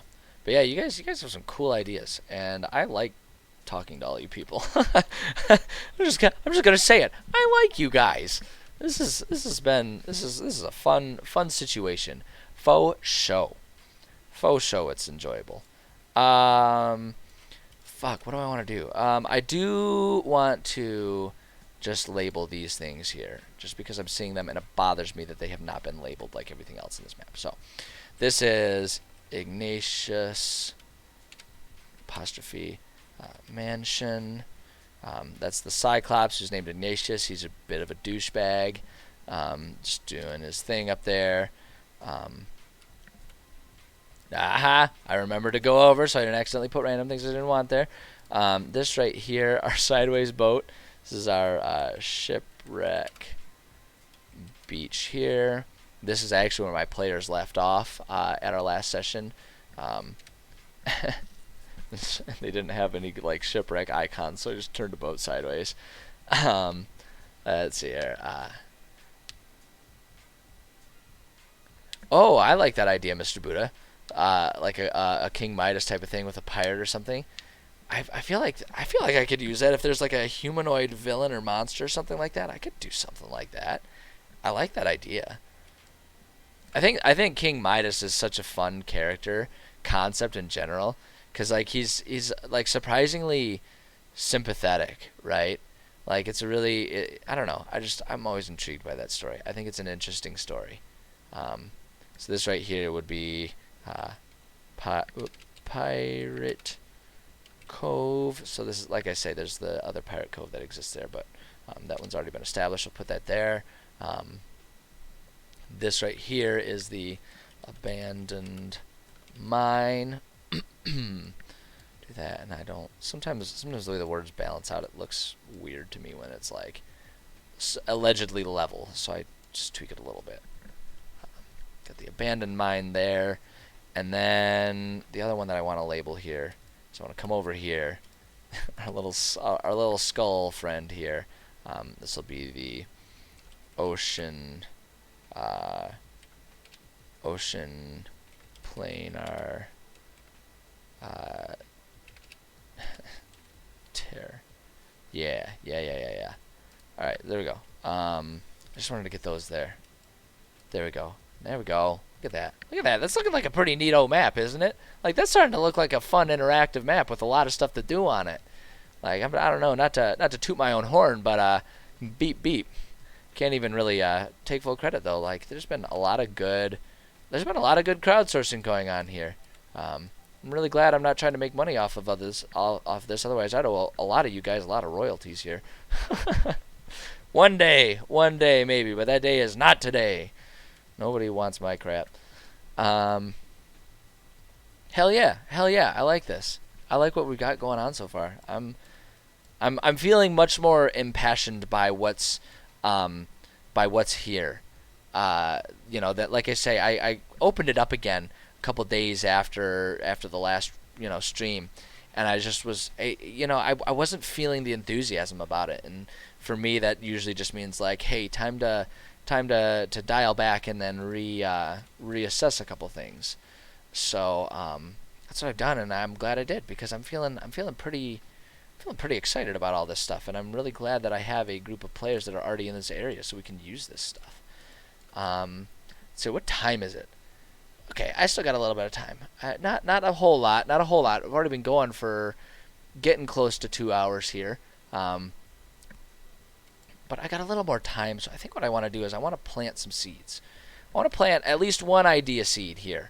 And so what I'm going to do, so this is where, sort of where this approach, what resolution is the map? Let's see here. This one here is a 4K, up to 4K resolution, so we can zoom in. Set to, I forget exactly what the dimensions here are. This one is even more so, a little bit bigger, but this is the world map, so it needs to be that way. And so, and I was kind of originally thinking I would just do all of my mapping and stuff on here. You can see it kind of gets kind of wonky with our icons and stuff being shrunk down versus the resolution of the map itself.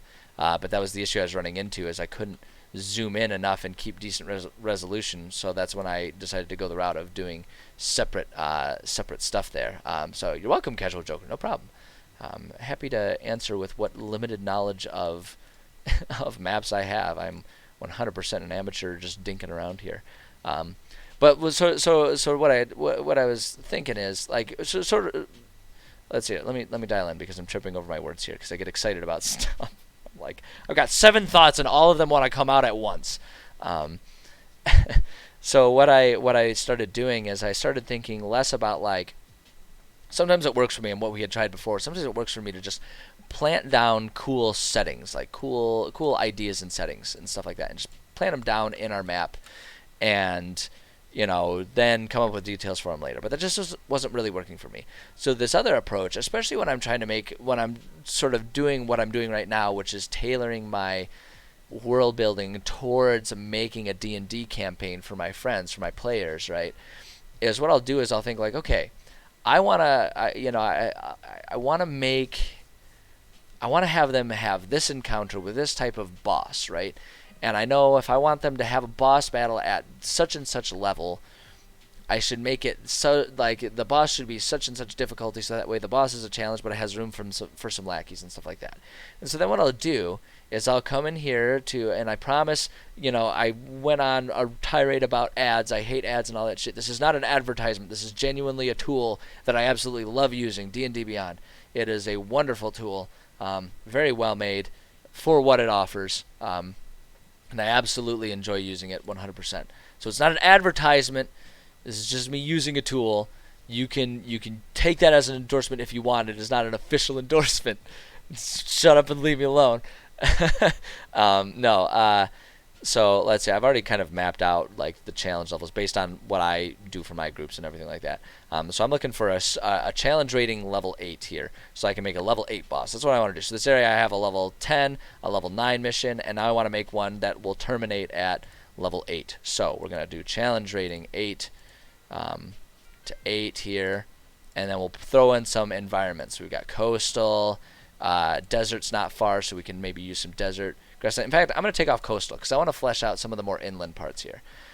So desert, grassland, we could maybe add hill. Hill's a bit of a stretch, but we could probably, yeah, so we'll do that, and then let's filter our monsters here. And let's just see what kind of shit we got. And so I'll just like look at all this stuff and come up with something that seems kind of cool. And immediately my eyes are drawn to the motherfucking Tyrannosaurus Rex. Holy shit, Jurassic Park. That would be fun. That would be super fun to do. Oh my god, that would be really fun to do. Not the worst idea. Not the worst idea. Look at him, he's all happy. He's like, hi! So we've got a T-Rex here. What's this? Ooh, that would be kind of cool. That'd be kind of cool. I don't know why it's showing up here. What's that? What environments? Forest, grassland, and hill. Yeah, that's a stretch for. That's leaning on more so like the outskirts of a forest and stuff. I don't know if that would really fit in this biome. I don't like that. I'm not feeling that one. Not feeling that one. King of Feathers. What's the Howler? Ooh, that is. Whew. Let's see here. Desert, grassland, hill, underdark. Okay.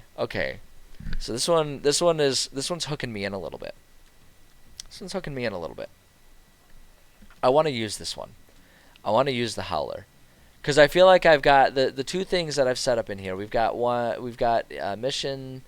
I've sort of storyboarded missions. One that terminates with a young blue dragon, and one that terminates with a summer eladrin, right? So we've got it's like very digestible high fantasy that we've got here. So I immediately, for the sake of adding some different tones here, I'm going to just go ahead and set up my organization here. I really like the idea of going for some good old Arkham horror type stuff, and I feel like this son of a bitch right here, this weird toad ass tiger looking son of a bitch, is gonna be. I think I can use this. I want to use this. It more importantly than I think I could use it. I want to use this. I want to do something with this. Just the aesthetic is brilliant to me. Mind-breaking howl? Are you kidding me? That sounds amazing. Rending bite, multi-attack, yeah, pack tactics. At least one of the Howler's allies. Okay. So this would be then, okay, hold on, let's see, let's try and, just go there, and then let's see, this was a fiend. Let's just look at some fiends here. I kind of want to explore what type of I want to see what kind of allies, quote unquote, it would have. Oh, look at that son of a bitch.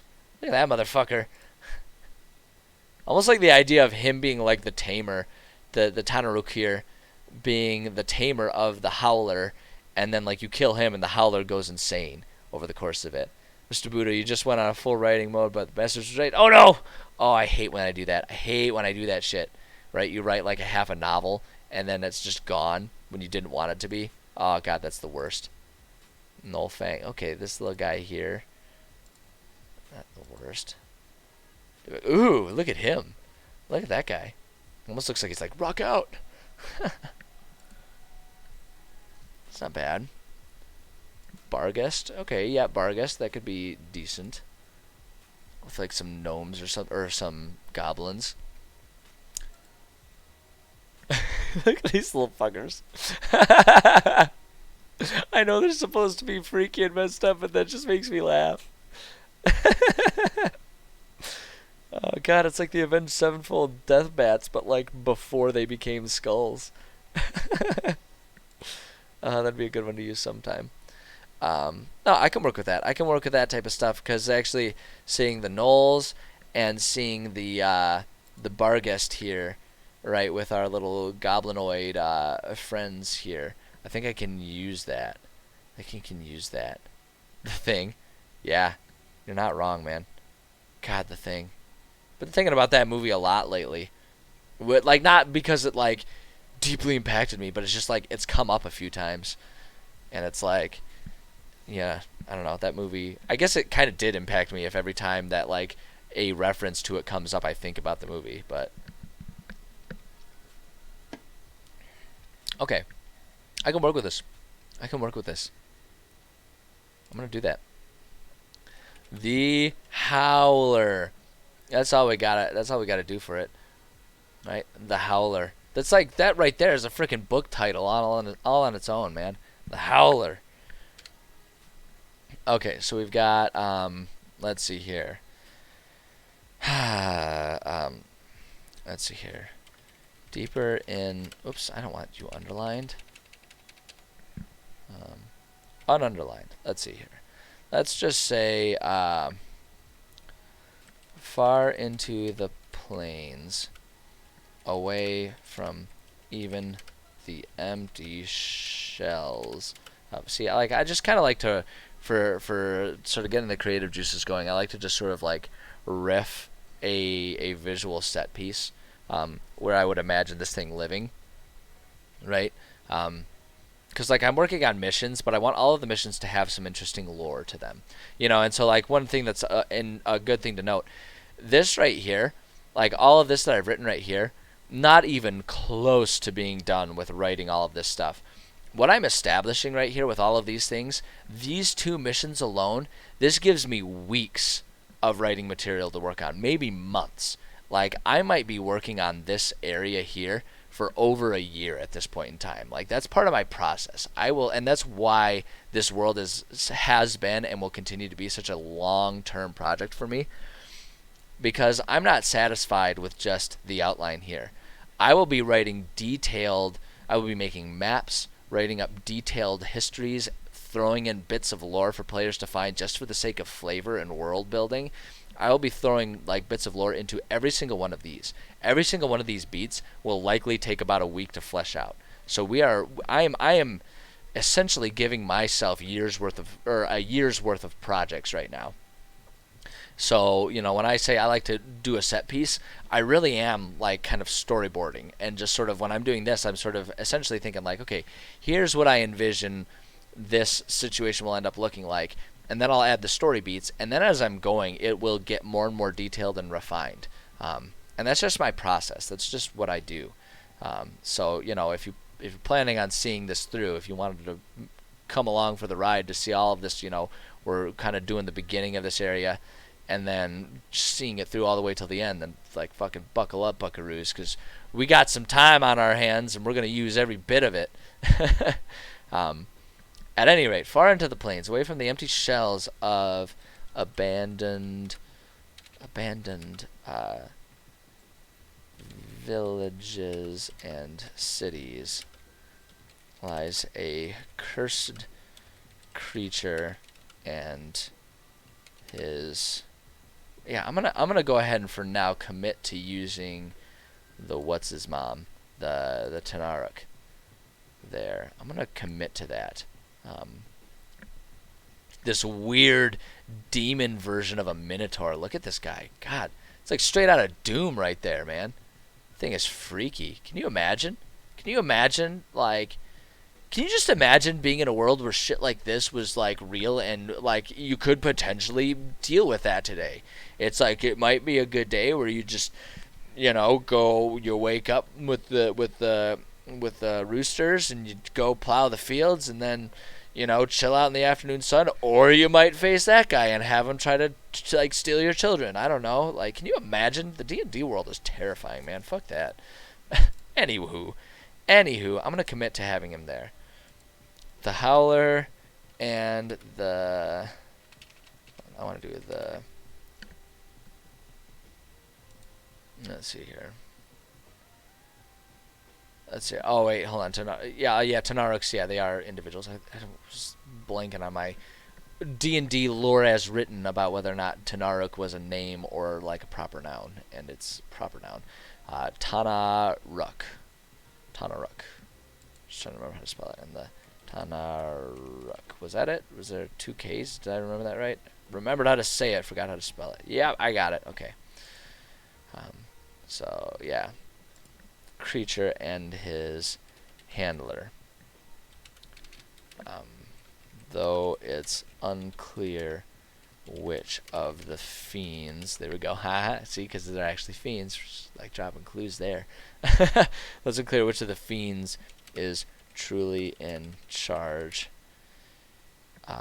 In practice, it doesn't matter, as either will happily rip any wayward creatures or travelers apart should they stray into the, let's see, so I'm thinking into the, what I'm thinking is like, this would be an interesting thing where it's like there's an oasis and from a distance it seems like it would be a nice refuge in the like borderline desert Serengeti type of situation, but when you get closer you just like visually it's not there, but like you just sort of get this like spine tingling otherworldly sense that the water is tainted here, and like and so there's an oasis and there's like a cave by the oasis that is the home of these things, and it's just kind of messed up, That's what I'm thinking. This doesn't matter. So they will happily rip any wayward creatures or travelers apart should they stray into the corrupted oasis that they call home.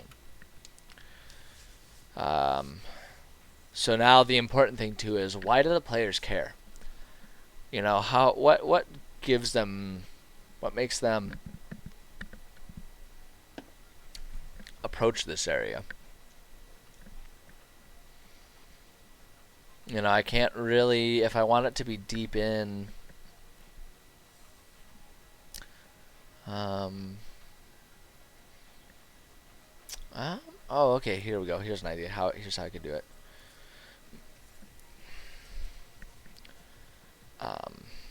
So they call home. Rumor of these creatures reaches Bepimat after a caravan comes in with multiple hysterical. How do I spell hysterical?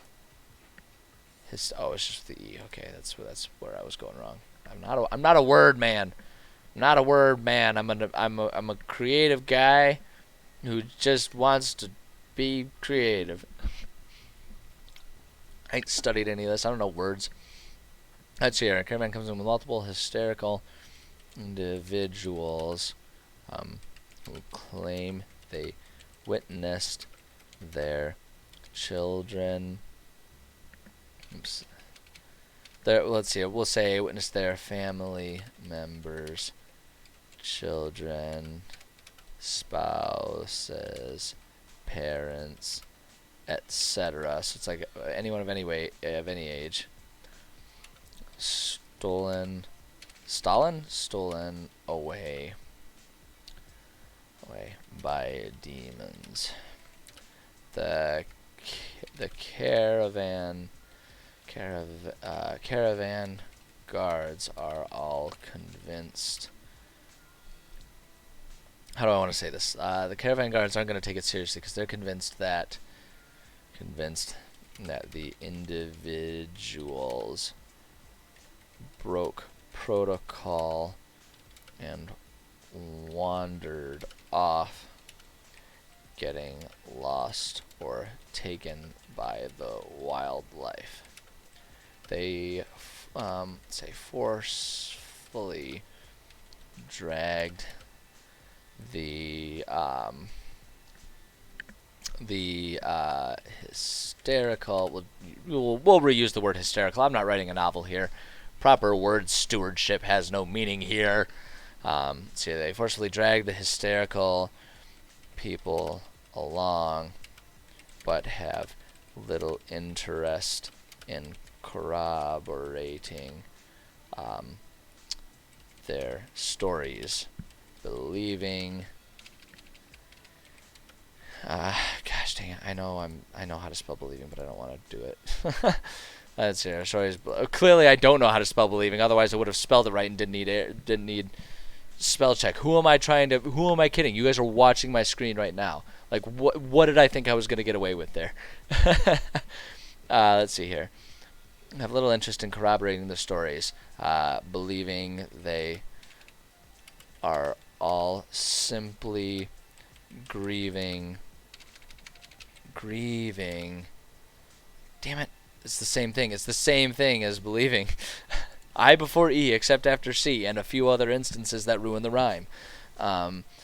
Believing they are all simply grieving the sudden, though not unexpected in the wilds, loss of their loved ones. Boom. Okay.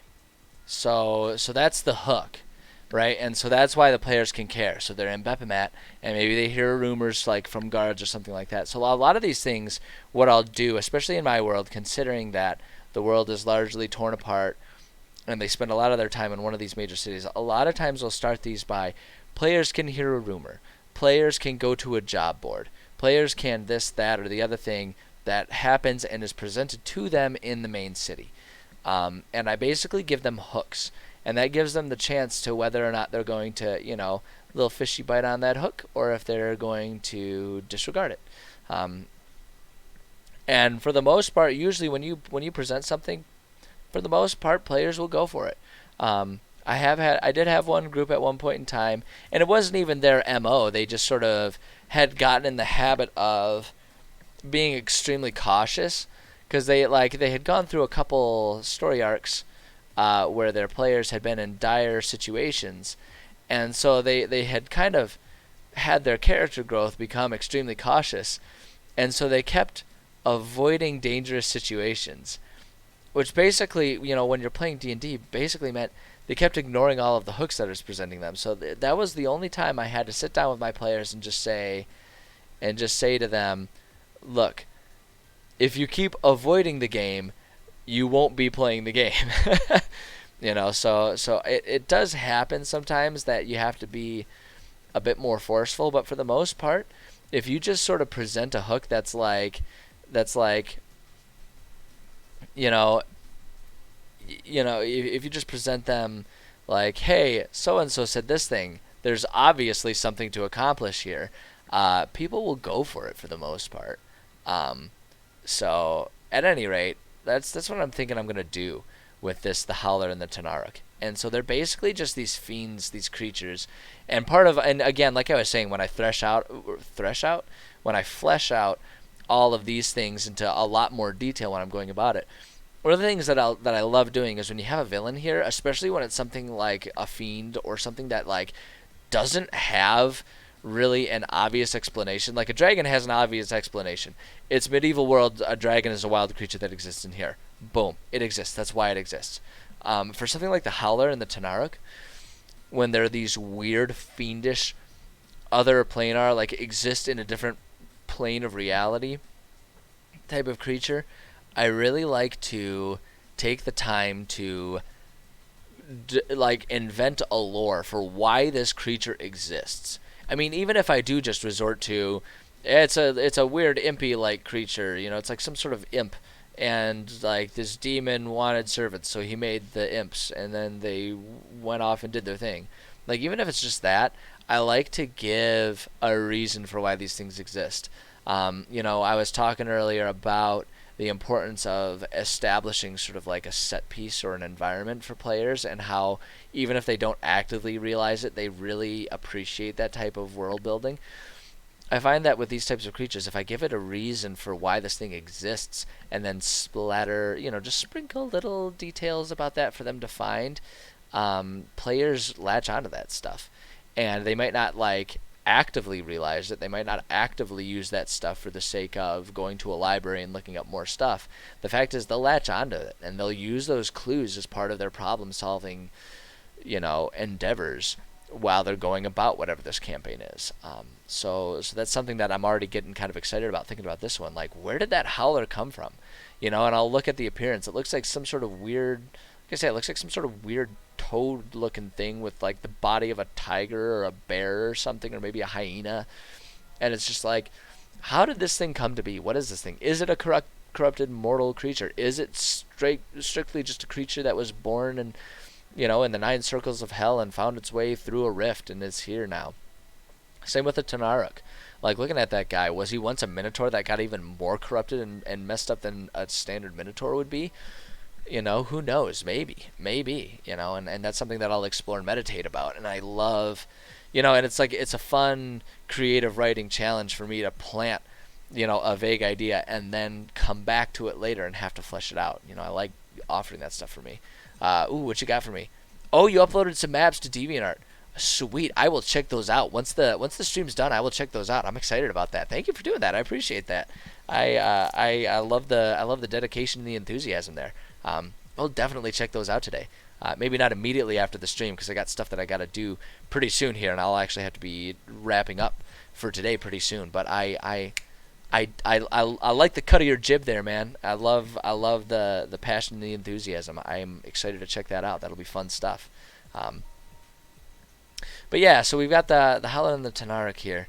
And I think what I just want to do here, I call it the actors, and basically anytime there's like a set established friend or foe, I do that. And so you can see I put little notes on who the rival gang is. I didn't go into details about that because I really don't know much about them other than just the basic roles that I wanted to have filled, and then like this is the name of the dragon. I did that. And then so for this one we've got the Summer Eladrin, and then this guy who kind of plays a role in giving them information. I always do little actors so that way I can keep in mind, like, okay, when I was originally coming up with this idea, I had the idea for this, that, and the other creature. So actors, so basically I'm just going to do myself a favor and do some things here. We're going to do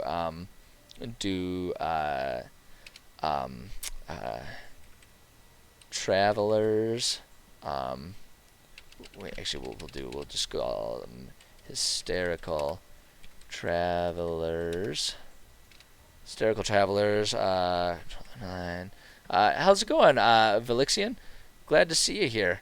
I'm actually wrapping. I'm getting kind of close to wrapping up today, but I will be posting up the VOD. And you're welcome to sit here while we finish up here, as I finish kind of jotting down my ideas that I had here. But for the actors here, hysterical travelers, people with a recent trade caravan who lost loved ones. Hey, no problem. Trinacron. I hope I'm saying that right. Man, all of you guys have such creative names, and I feel like I butcher every single one of them. I'm so bad with pronouncing people's screen names and stuff. And it's like I always feel bad because people like most people when they create a screen name, it's like because it means something to them. You can ask, yeah, you can ask questions all you want. I love answering questions. Well, I love trying to answer questions. I cannot promise that I have a good answer or a meaningful answer, but I will do my best. I will do my best. Let's see here. People with a recent trade caravan who lost loved ones along the way will have vague info for players looking into the situation. And then I guess just because I had thought of them to be there. Oops, I want to do.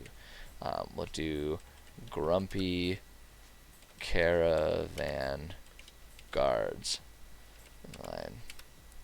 Think the people who lost loved ones need to suck it up and get over it. I really want to establish that the guards are jerks. They're not helpful. They're just there to add a little bit of flavor to it. What happens if you try to read somebody else's mind while they read yours? Oh, that's an interesting question. That's getting into some existential stuff there. If you try to read minds, so what I like to imagine with that one is it's like maybe the minds just sort of like end up smacking into each other, and it's almost like you see like in your mind's eye, you and the other person are like kind of like see each other, and you're both aware of what's happening, and it gets really awkward. Is sort of what I would like to imagine, right? Yeah, but I could see the feedback loop angle there too.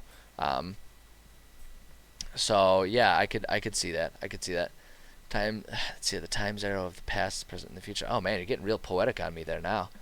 I feel like that's got to be a quote from something that I'm not recognizing too, which just makes me feel bad all over again.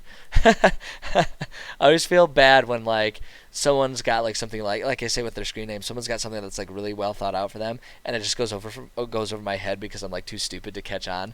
I always feel so bad about that because it's like I don't want to insult people. Like I think it's awesome when people are creative. I just like sometimes things go over my head, and I can like try and stand up and jump, but sometimes it's just not high enough and it just goes right over. Let's see, and then I want to do story beats here. And so the one thing that I'm going to do, we're going to underline here, and I just want to put in, let's see here, we're going to do corrupted oasis, and we call it the corrupted oasis because one of my favorite terms to use for something that's been corrupted is actually, especially when we're talking about like with like water or something like that. So for an oasis, I love to use the word tainted, but all of my groups have inevitably latched onto the word taint and then just made butt jokes for the rest of the session. So I don't use the word tainted anymore, and it bums me out because I think it's a really good word. It kind of like how people being whiny little babies have ruined the word moist. Not because I think the word moist is gross. I love the word moist to describe a delicious cake or something like that. But some people just can't, accept that, and they insist on making the joke every single time. So I don't use the word moist anymore. One of the guards has a drider stepdaughter that uses her web for paragliding. He's worried about her safety. That I actually like that idea. That feels on par. That feels on par with two ideas that are far less serious than what my world necessarily belies I would do for it. One of them is the fact that Smokey the Bear is indeed a canon character in this world, and anyone who is a heavy fire user when it comes to like fire magic and stuff like that, anyone who relies on that heavily, I have them roll a percentile, and if they get a 100 when they cast a fire spell, Smokey the Bear comes in and puts out the fire, and it has no effect. The other one, and this is actually very close to the idea that you're kind of talking about here, Drider's stepdaughter, talking about like webs and spiders and stuff like that. I had an idea on how you could use, I'm forgetting the name of the skill, but you can have like a weapon that you summon as opposed to it just always being on your person. And my idea was to have a player character that summons just a rope and a net, and instead of using a weapon, they summon that from their forearm and are basically Spider-Man. because all they do is they shoot out ropes to try and tie people up, or shoot out nets to try and capture people. And that was my idea for a D&D Spider-Man. Which one of these days, I almost wanted to do it for the group that I'm a player in right now, but they were playing Pathfinder, and I couldn't. I didn't have enough time to find any matching Pathfinder ways to do it. But one of these days, I'm going to be a player in D&D 5e, and I'm going to make a character that does that. It's going to happen. It's going to happen. Oh my god.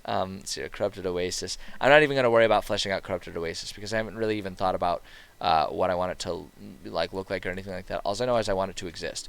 So we've got the Madeline's Oasis there, but I'm going to do a separate Oasis because Madeline's Oasis, I very much love what I've already created with Madeline's Oasis, and the point of Madeline's Oasis is almost the exact opposite of something that's corrupted. It's meant to be like one of the very few existing pure places in the wilds. Those are so hard to come by that I really just I don't know that I will ever want to disrupt that, honestly.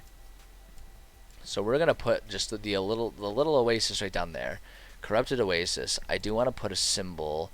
They have waterfall symbols. See right here, and I just want to put a little one of those there. Get that down to a proper size. Oops, wrong button. There we go.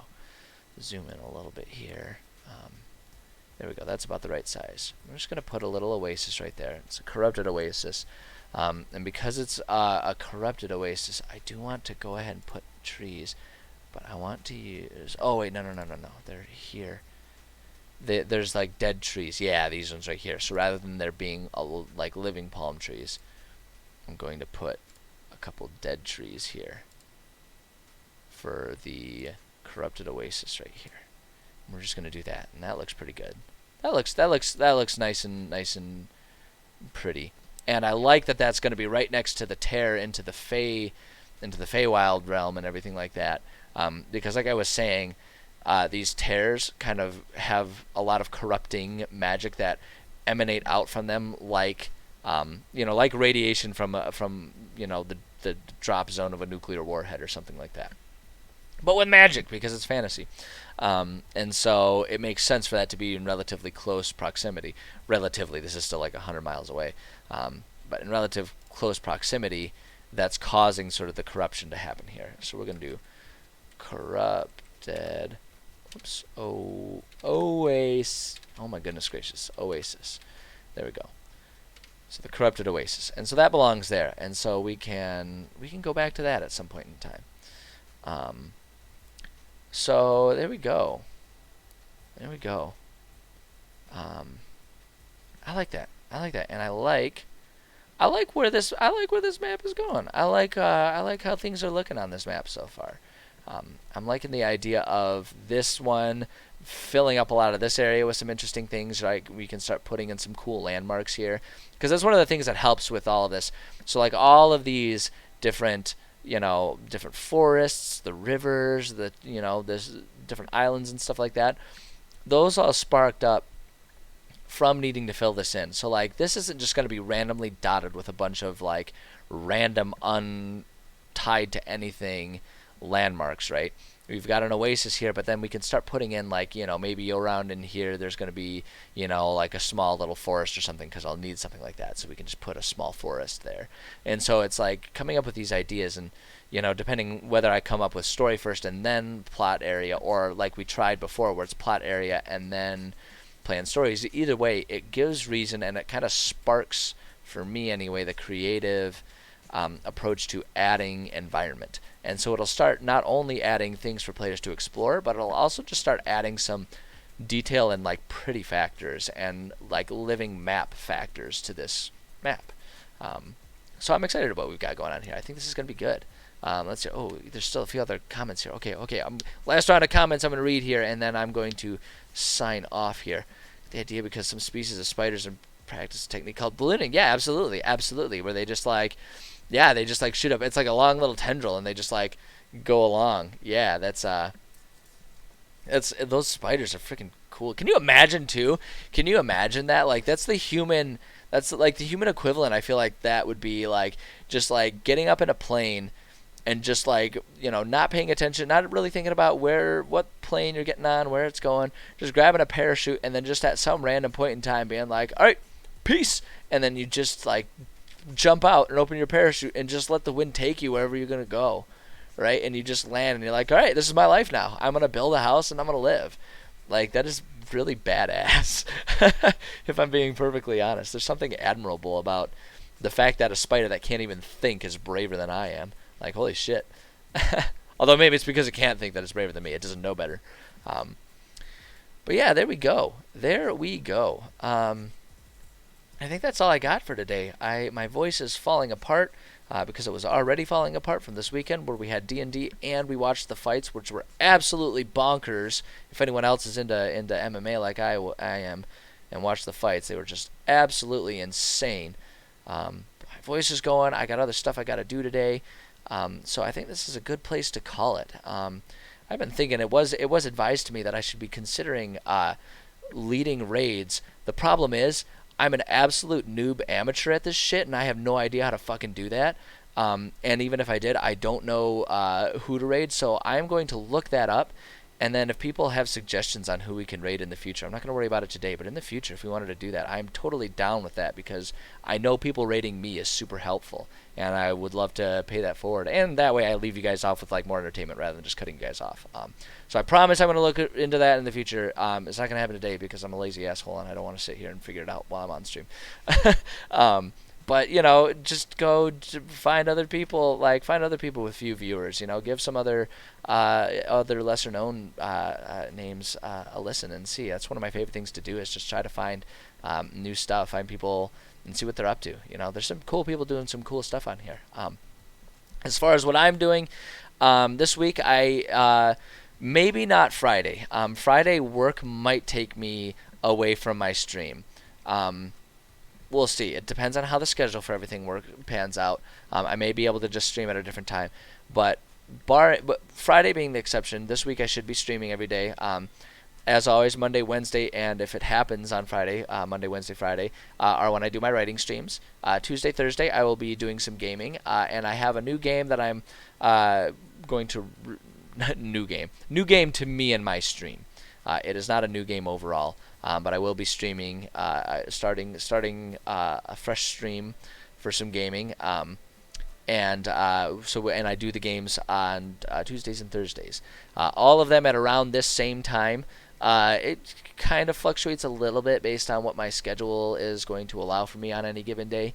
Because again, I do have to work this around my day job, which is the one that actually pays the bills. Be awesome if this paid the bills, but I am nowhere near talented enough or can dedicate the time enough for that these days. At any rate, so look for me there. If you like what I'm doing but can't actually watch live, that is no problem at all. I do leave the VODs up on Twitch, and I do my best to remember to upload them in a timely manner. I'm not the best at that because sometimes when I finish I have to like skedaddle and get out, so I can't do it right away, and then it's a real crapshoot on it if I remember to do it later in the day. But at any rate, that's what I got going on, and you can find them on Twitch, like I say, on Twitch, and I have a YouTube channel that I try to upload them all to. So you can check me out there. So on Twitch or YouTube, you can check me out later throughout the week as we're going on. I think that's all I got. The only other thing is what I just always tell people at the end of my streams: just do me a favor, go out there, be good to each other. The world has a lot of mean people in it, and it, as a result, makes the world kind of a dark place sometimes. But I have this crazy theory that if every human just sort of decided that, like, hey, I'm going to try and make the world better. If every human did that, and every human was trying to make the world better, the world would be better.